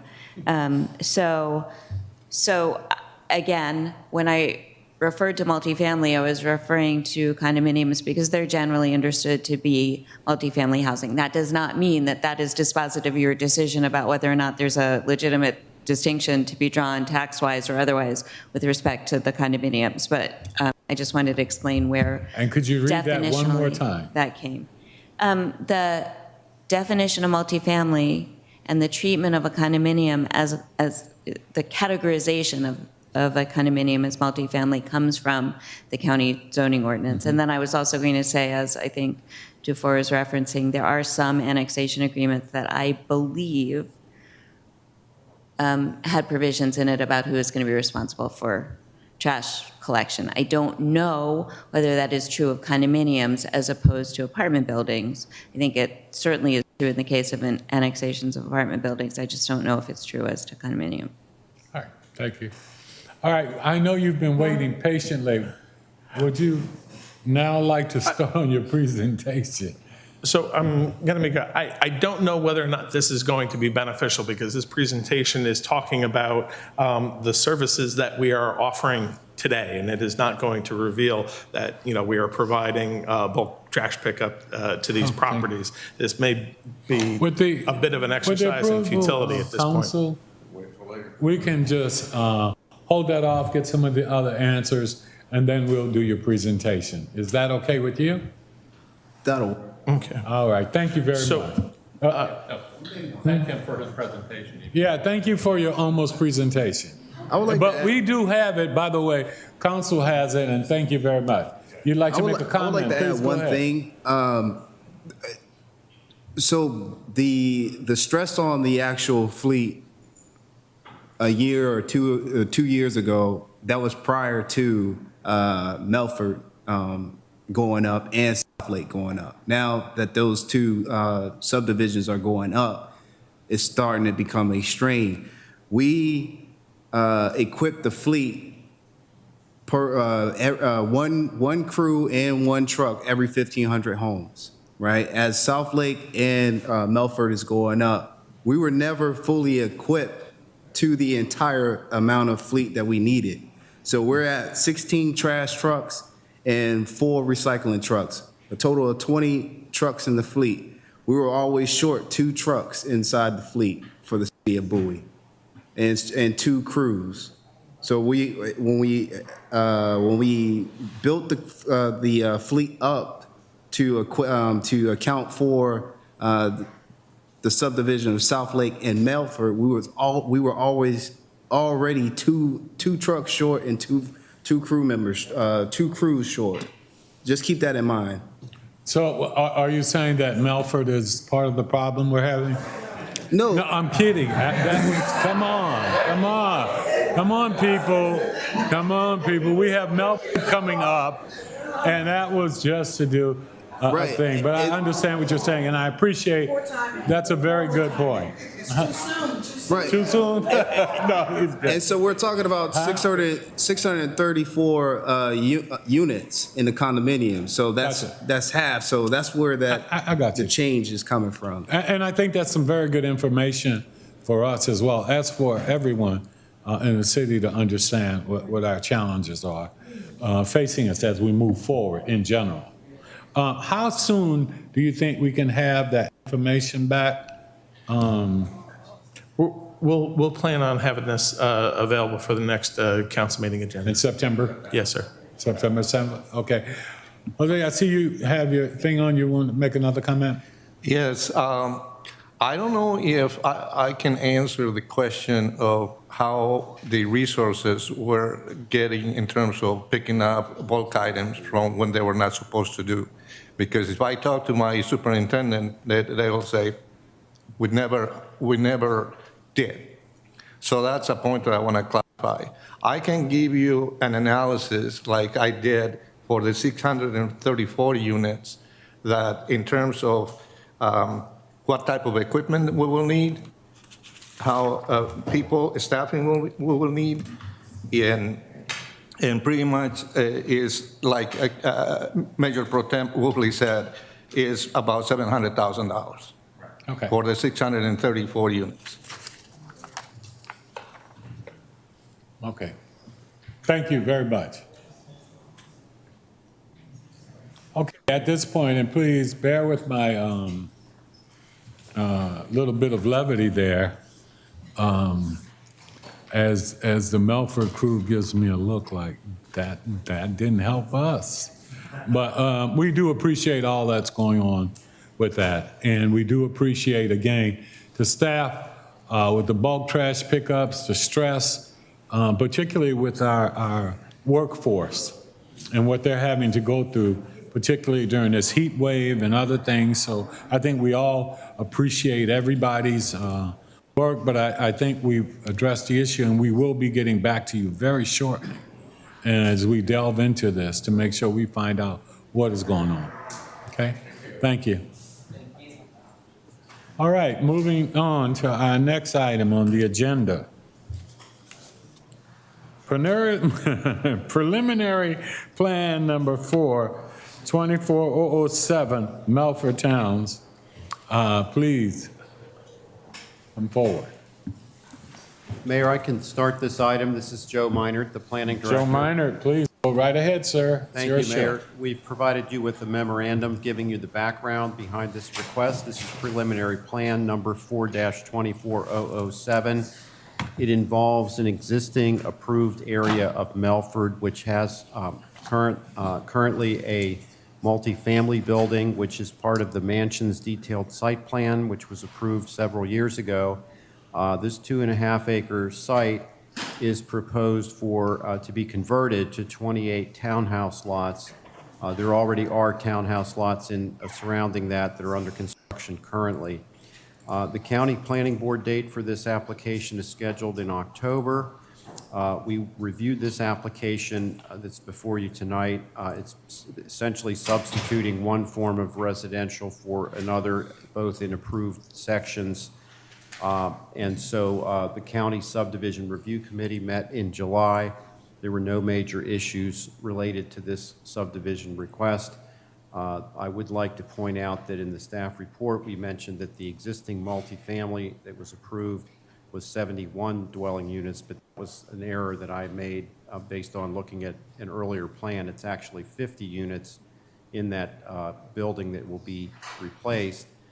So the difference is not 43 units, as we pointed out in the staff report. It's only 22 units, and those units are intended to be made up by a revision to the site plan in the mansion section. So there will be some form of architectural change to some of the buildings to pick those 22 units back up within the mansion side of the road. So we don't believe there are any issues related to this application. The developer is here, and the representative, Mr. Antonetti, is here to give a presentation, and we recommend approval of the preliminary plan as you see it. Thank you. Thank you. Go right ahead. Mr. Mayor, I made a mistake when I mentioned Melford. I meant to just strictly focus on South Lake because they only have 28 dwellings so far in Melford. My apologies. No problem whatsoever. Okay, I think they've turned it over to you. Please come forward. Good evening, Mr. Mayor, members of the Good evening. council.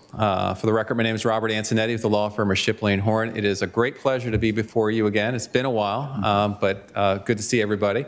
I'm here on behalf of St. John Properties, the owner-developer of the overall Melford project, and particularly the Melford Town Center. I'd like to thank Mr. Meinhardt for his review, his constant overview and commentary throughout the entire development of this overall project. He's a wonderful asset to the city, and it's a great pleasure and honor to be able to work with him. Tonight with me, we have representatives of the development team. We have Mr. Andrew Roud, regional partner with St. John Properties. We have Mr. Matt Destino and Mr. Ken Finley, both development managers with St. John Properties. And to my left, we have Ms. Rachel Leitzinger, engineer with Dewberry, the civil engineers for the project. So as Mr. Meinert said, this is a minor request, but it is a revision that requires a preliminary plan of subdivision. What essentially is happening is we're looking to activate and reprogram the southern side of Lake Melford Boulevard, which is the kind of the main artery in the Melford Town Center, with townhouse units. We will do that, presuming we obtain approval, by removing one of the Melford Mansion buildings, which was programmed on, the only one programmed on the south side of that roadway. It was, we call it Building B. It was for 50 multifamily units. We believe in the future that we will come back with a detailed site plan, minor revision to the Melford Mansions.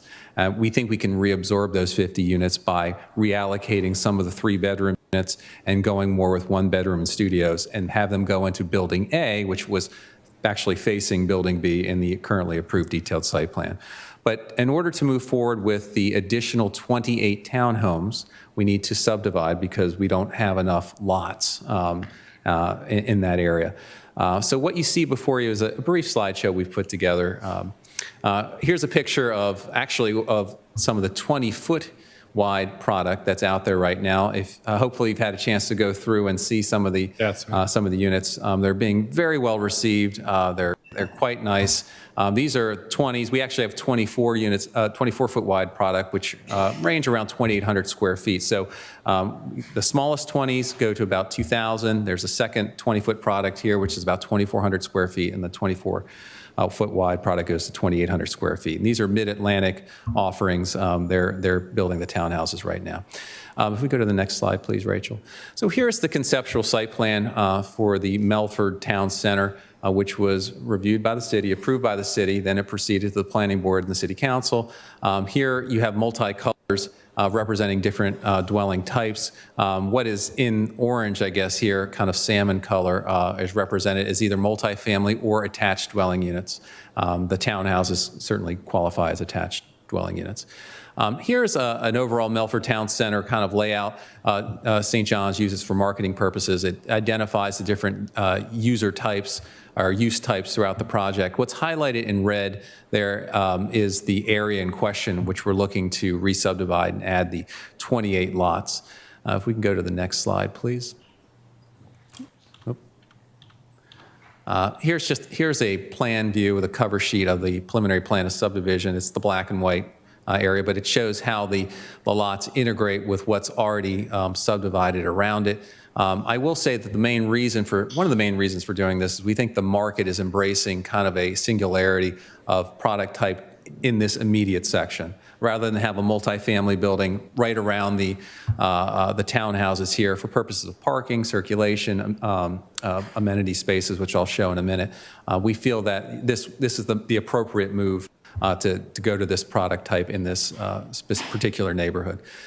Move to the next. Here's a side-by-side. You can see Building B to the left, which had 50 units, parking areas, some drive areas for that. And to the right is how the townhouse product would look. They're all rear-loaded townhouse units, which is consistent throughout the entire townhouse section in the Melford Town Center. If you move to the next slide. And here moving out, you can see how it fits within the townhouse section, which is kind of in color here. The numbers here are kind of the recreational areas, specific to the townhouse area. We do have the Melford House, which is abuts that area. We have 2 open space and programmed areas with, we can show some pictures of what they look like, 2 and 3 on this image here. If we go to the next slide, please.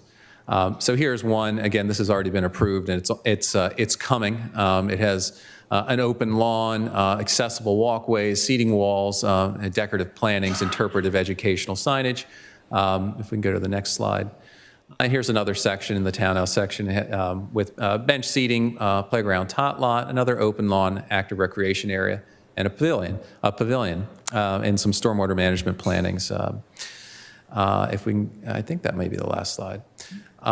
So in essence, that is really the last slide. I will like to say that the overall density for the Melford Town Center will not be exceeded. There's a long history with the Melford Town Center and the residential mixed-use offerings. It started with 2,500 potential units in the conceptual site plan. The last preliminary plan showed 1,793 units. If you combine all detailed site plans, of which have been approved, not necessarily built, but approved, you come up with 1,072.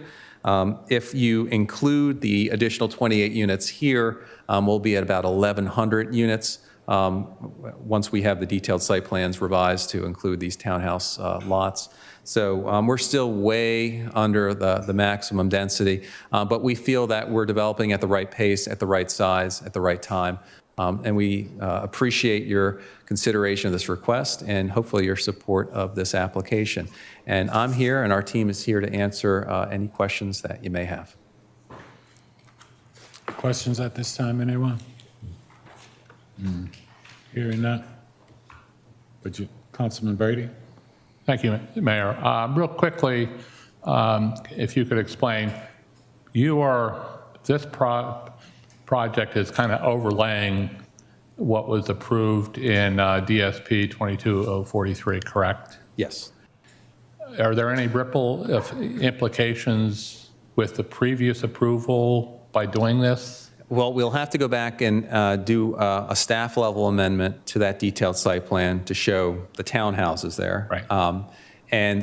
Again, we feel that the multifamily units, the 50 that were in that building, we feel that we can reabsorb most, if not all of them, into the floor plans of the other buildings that will remain as part of the Melford Mansions.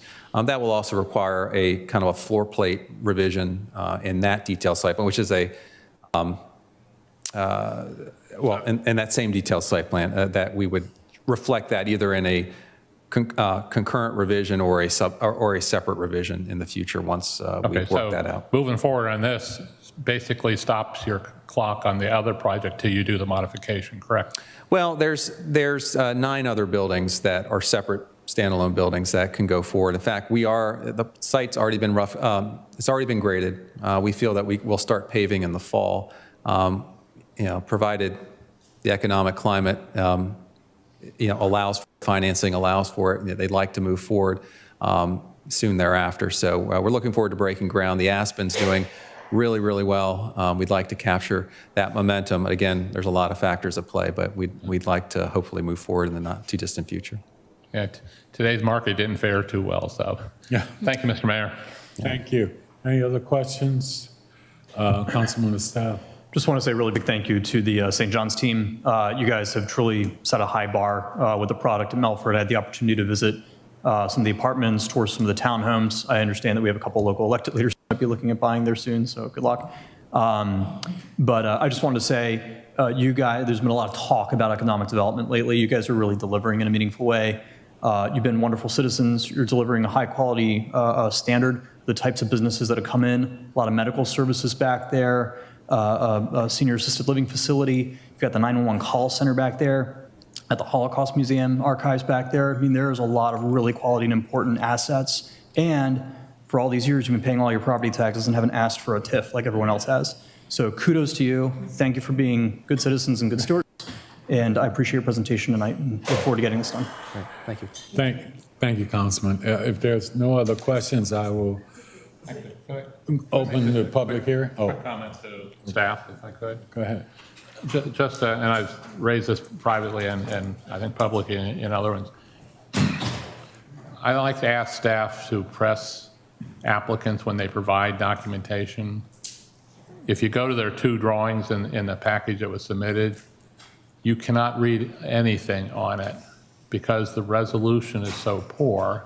I'd like to ask staff to try and encourage future applicants to provide documents, especially if they're D and E size drawings.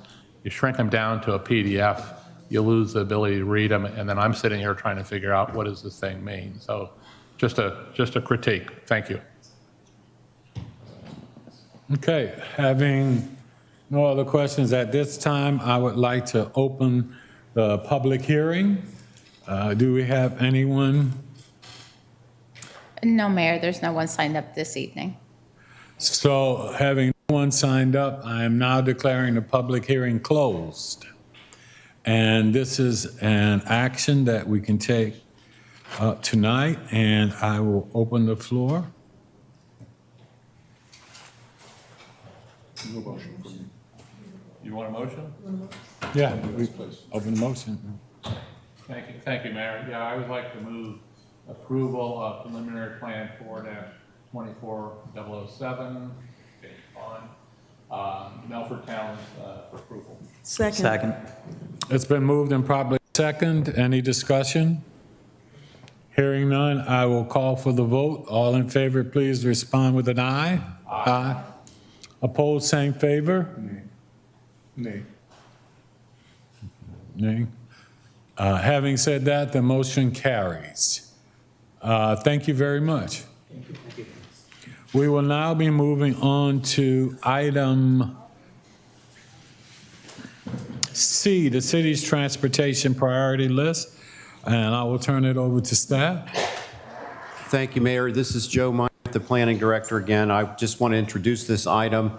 We have with us tonight our Planning Department's Transportation Specialist, Mr. Ridwan Coker.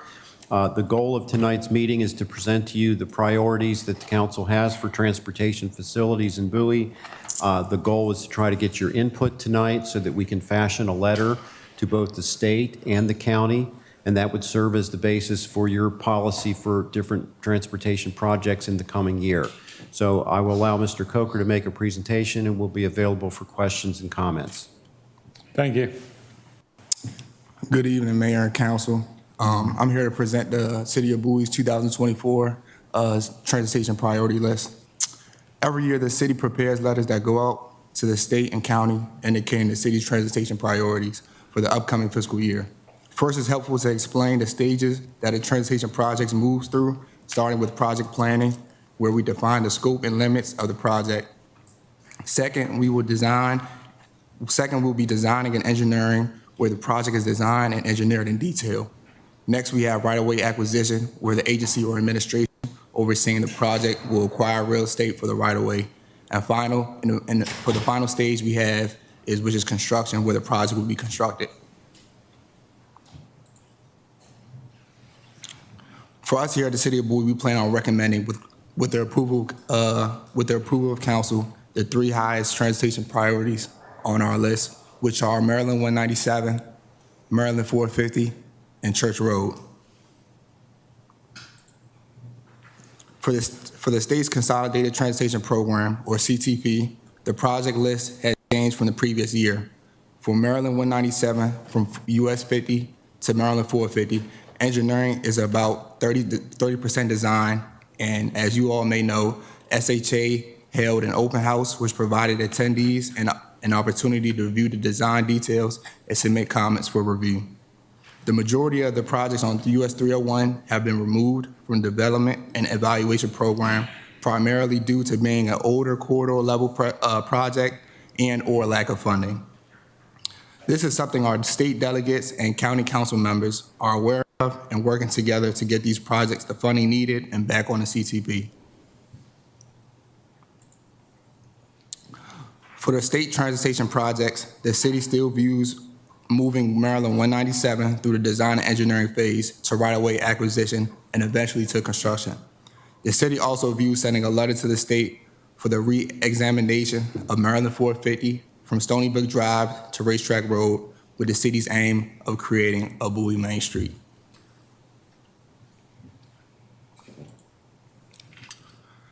For the county transportation projects, much of this remains the same as the year prior.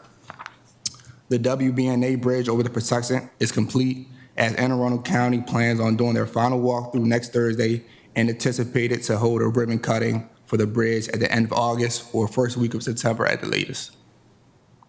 For the bridge replacement on Governor Bridge Road, Prince George's Department of Public Works and Transportation, County Councilwoman Ingrid Watson, and others met today to discuss future plans for the bridge. The county is currently in the process of reinitiating the bridge reconstruction project and will likely start design next year.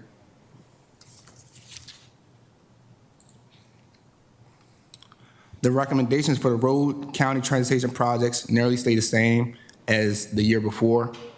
For Church Road, our main objective is to provide infrastructure and safety improvements to the entirety of the road.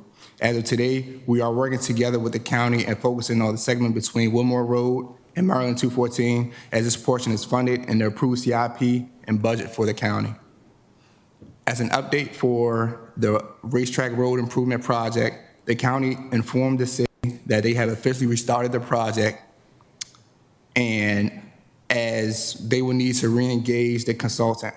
The county's schedule is to complete the design in 2025 with construction in early to mid-2026.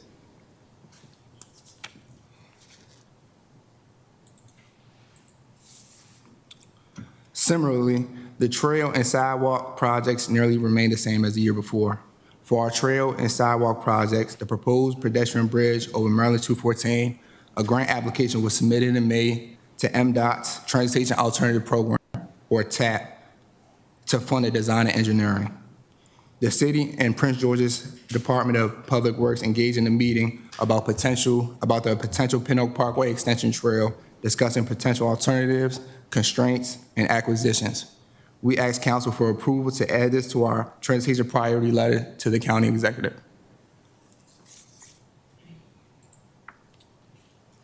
For our transit priorities, the city is working with the county to establish a microtransit system that will serve key locations in the city. The county is currently finalizing the boundary for the service area as we provide them with suggestions and recommendations. Supporting the possible circulator route is one of our main transit goals, and working closely with WMATA and the Better Bus Network design to continue featuring Bowie's existing low-frequency routes, but also potentially add additional links to the network, including potential connections to Greenbelt and Laurel. The floor is open to council members for any questions or comments. Thank you. I would just like to say thank you for the presentation this evening. I think you did a good job of capturing where we are. So thank you very much for that. Any questions from anyone? Councilman Estate? Thank you, Mr. Mayor. Real quick, can you go back to the Patuxent Bridge, the WBNA Bridge? Saw it in the report. From your presentation, I just want to make sure we're on the same page. Is this the same Patuxent WBNA Bridge that they've been working on for like 3 years now? The pedestrian and bike bridge? Yes, it has. So what's going on? Why is a simple pedestrian bridge on year 4? Because that's been all closed off for a while. So what did you say happened? So actually, the bridge is completed now, and Anne Arundel County is doing since they're the project manager of that project, they're doing their final walkthrough next Thursday, and they are on pace to hold a ribbon cutting to finalize and open the bridge to users at the end of August or first week of September. Okay, at the end of this August. Yes. Just want to be clear about that. Okay, thank you. My only other thing, this wasn't on your list because this just came up, but I understand the county is going to be working on a small creek bridge over Chestnut Road, just north of Fletchertown. They've got a meeting about that tomorrow night. I know we've put some information out about, just so staff is aware, so this doesn't surprise you. I've got a lot of strong feelings about this because they're saying they're going to need to close Chestnut Road for a year to replace a creek bridge. And I can't begin to tell you how much I want to rip hair out, mostly mine, maybe someone else's, about that. So I'm going to be on the county about that one, and I'm going to be bringing it up quite a bit, just so planning is aware, since we're talking transportation priorities. Thank you. Thank you, Councilman. Anyone else? Councilwoman M. Dibbamadu? I've just got a quick question in regards to state transportation projects, B number 2, US 301 MD 197. Can you shed a little bit more context there? It says project removed. I just perhaps there's some historical context that might not be top of mind for me.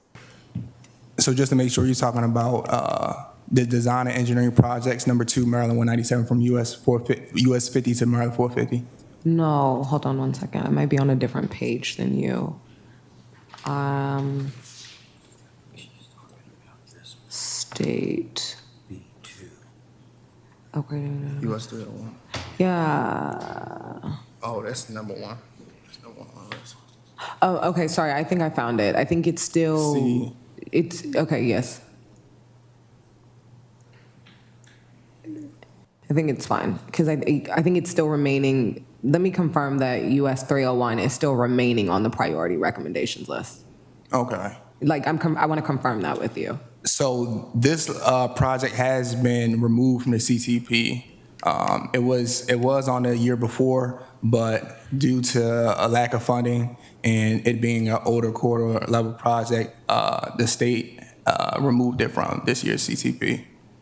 And can we talk about the specific points on US 301? Because I think there are 2 in here. So there's project planning, US Route 301 MD 197 interchange, and then there's another, hold on, let me just go back to that side of the page.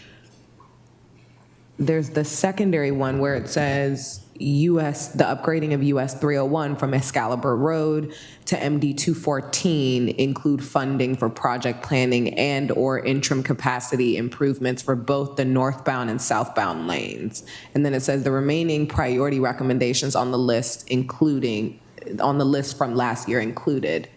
So I know that those are 2 separate, but I think what I'm specifically asking for now that I found it is the upgrading of 301 from Excalibur to 214. That is still remaining on the list, correct? Yes, that would be on your city list, on the letters that we would send. That would be a project that we know you want to advocate for. So we would continue to recommend that.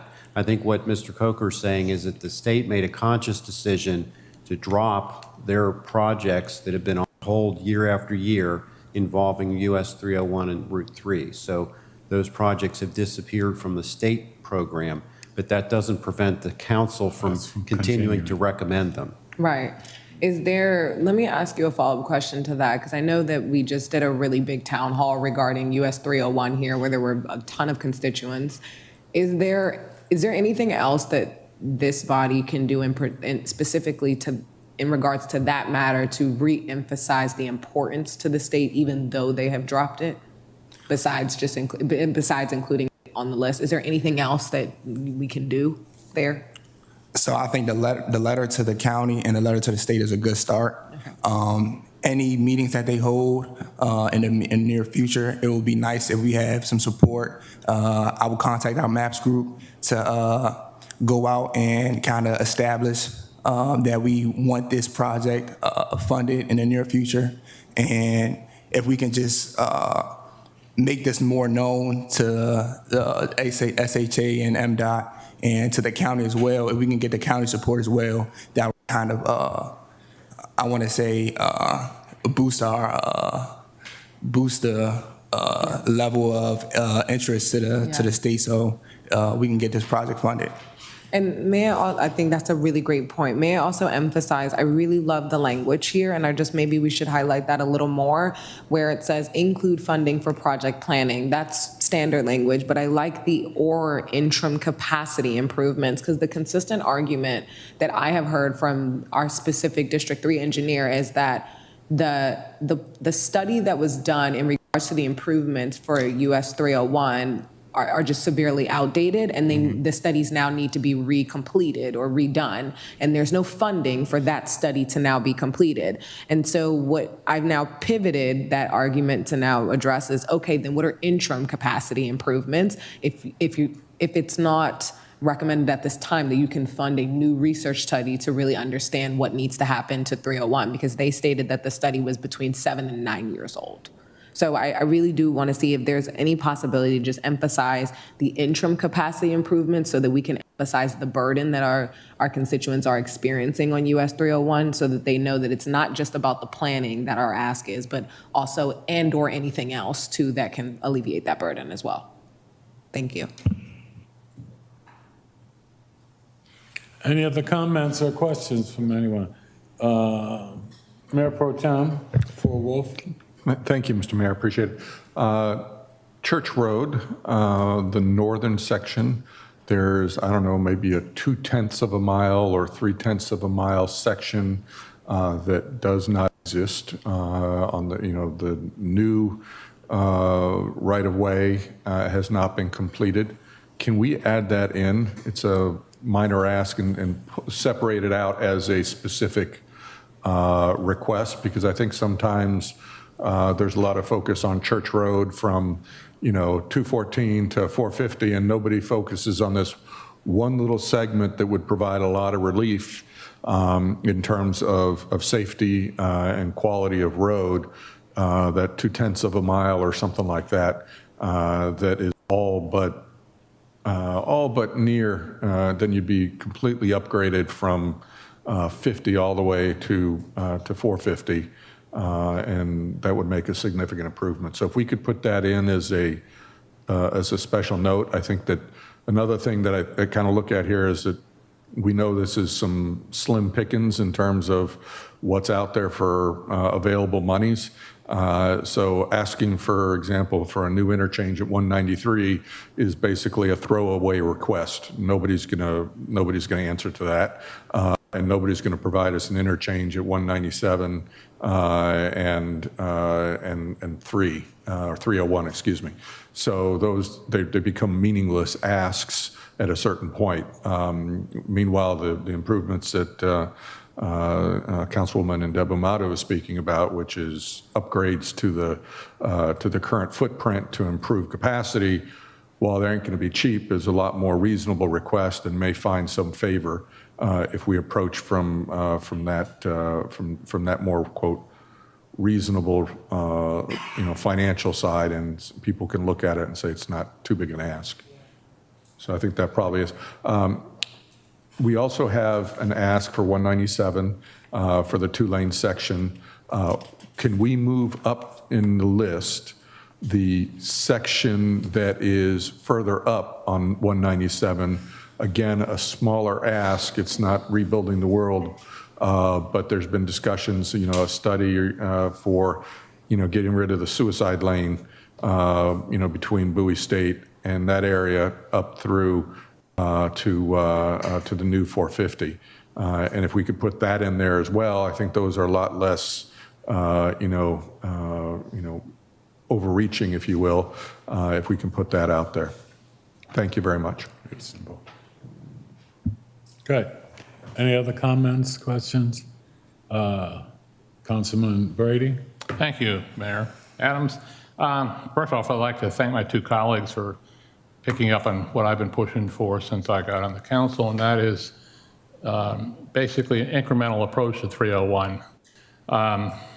After Councilwoman Watson's 301 town hall meeting, I talked to Mr. David Rogers, who was with the State Highways, and he said the current estimate to do 301 from the Ninth Bridge to 50, the 49 or 52 miles long, the current estimate to do that to freeway grade is $7 billion.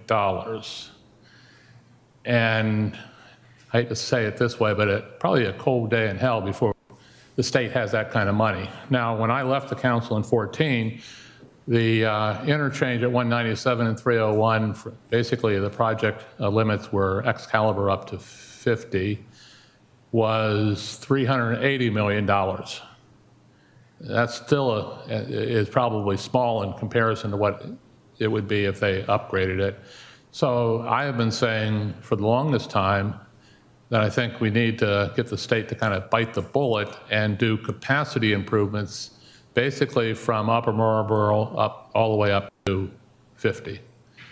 Add one lane or two in places where it's necessary. We see the unfortunate fact is they tend to look to put on developers' shoulders expansion, and they create what I call an accordion effect. And you have a breakout, you get extra lanes, and people speed up, and then all of a sudden you lose that lane, and they all slow down, they fight to get in front of one another, and it actually adds to the congestion. And I think the whole thing needs to be fixed the whole way. So I would advocate that we ought to still push for that interchange at 197 and 301. But we ought to have a caveat and said, in all likelihood, this is not going to happen, so we need state highways to add lanes to provide capacity, because Bowie sees bumper-to-bumper traffic. What I see is from trade zone all the way up to where I get off on Mishua Road in the middle of the day, business day, not rush hour, so I can imagine what it is on rush hour. With 197, I agree. I remember former late Councilman Bill Alshire used to call 197 north of 450, that center lane, the suicide lane. And I know we've had discussions, and I've seen people use that to pass traffic because they're in a hurry. And I don't agree with State Highway's past arguments that it's necessary because of the capacity, the volume, all that. When you have long stretches between intersections, those areas need to be shortened and landscaping and medians put in just to eliminate that drag racing in the fifth lane. With regard to Church Road, I agree. The northern part of Church Road, that last, I think, mile and a half from where Church Road breaks hard to the right after passing Fairwood, the 4 lanes comes down to 2, and then there's a sharp right.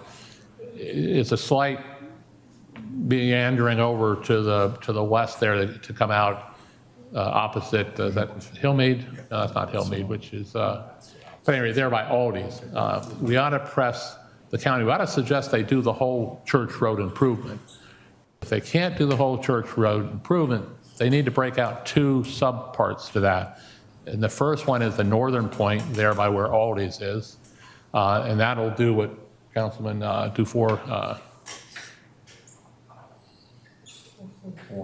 Wolfley, thank you. It's okay, it's okay. No, I'm sitting there saying to myself, Councilman Dufour doesn't sound right. What he was talking about, make it more efficient, and that would continue the 4 lanes.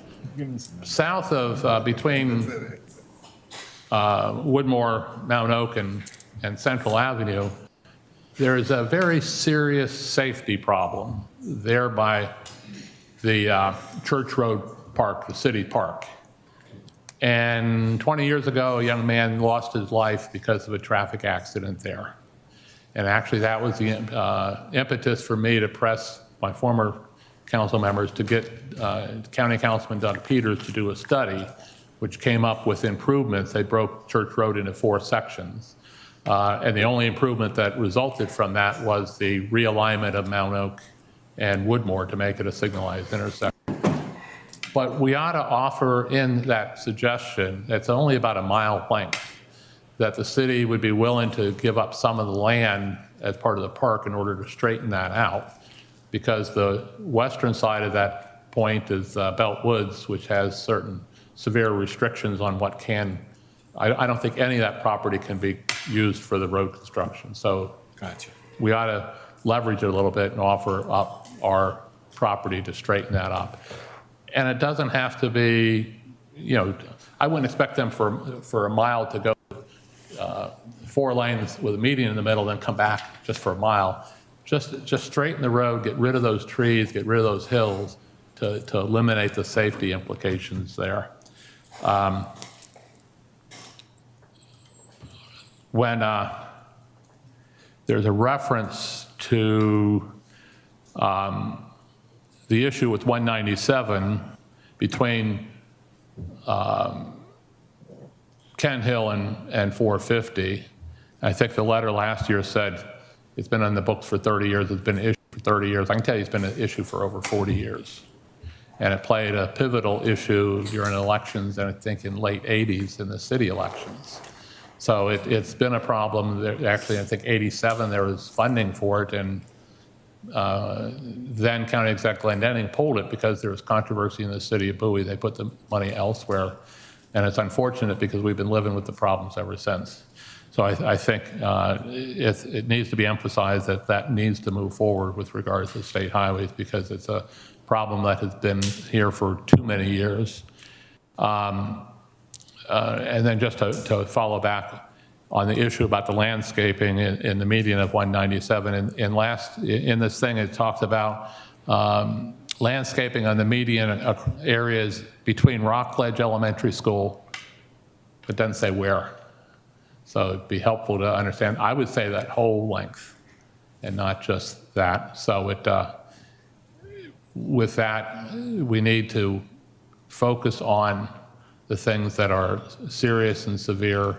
And I've got a few other things, but I'll share in private with staff afterwards. So thank you, Mayor. Any other questions? I don't believe there's any thing. I think these are good additions and good recommendations.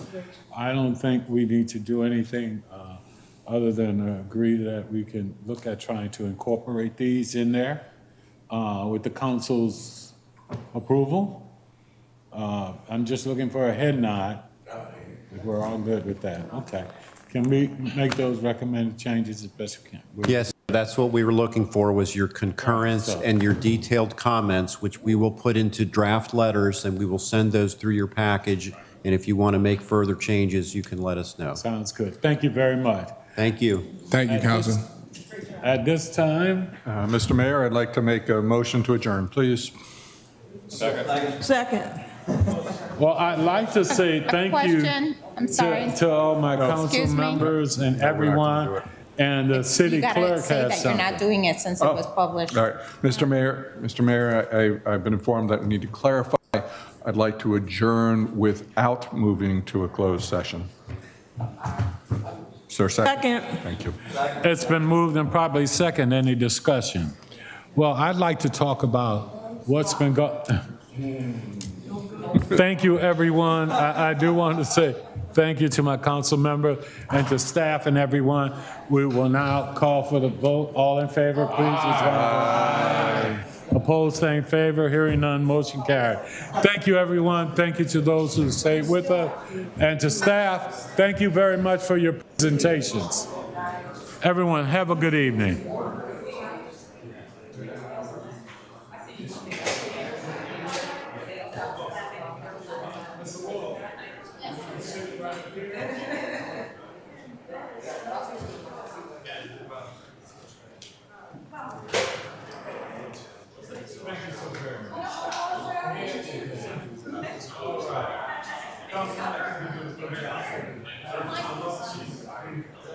Michael.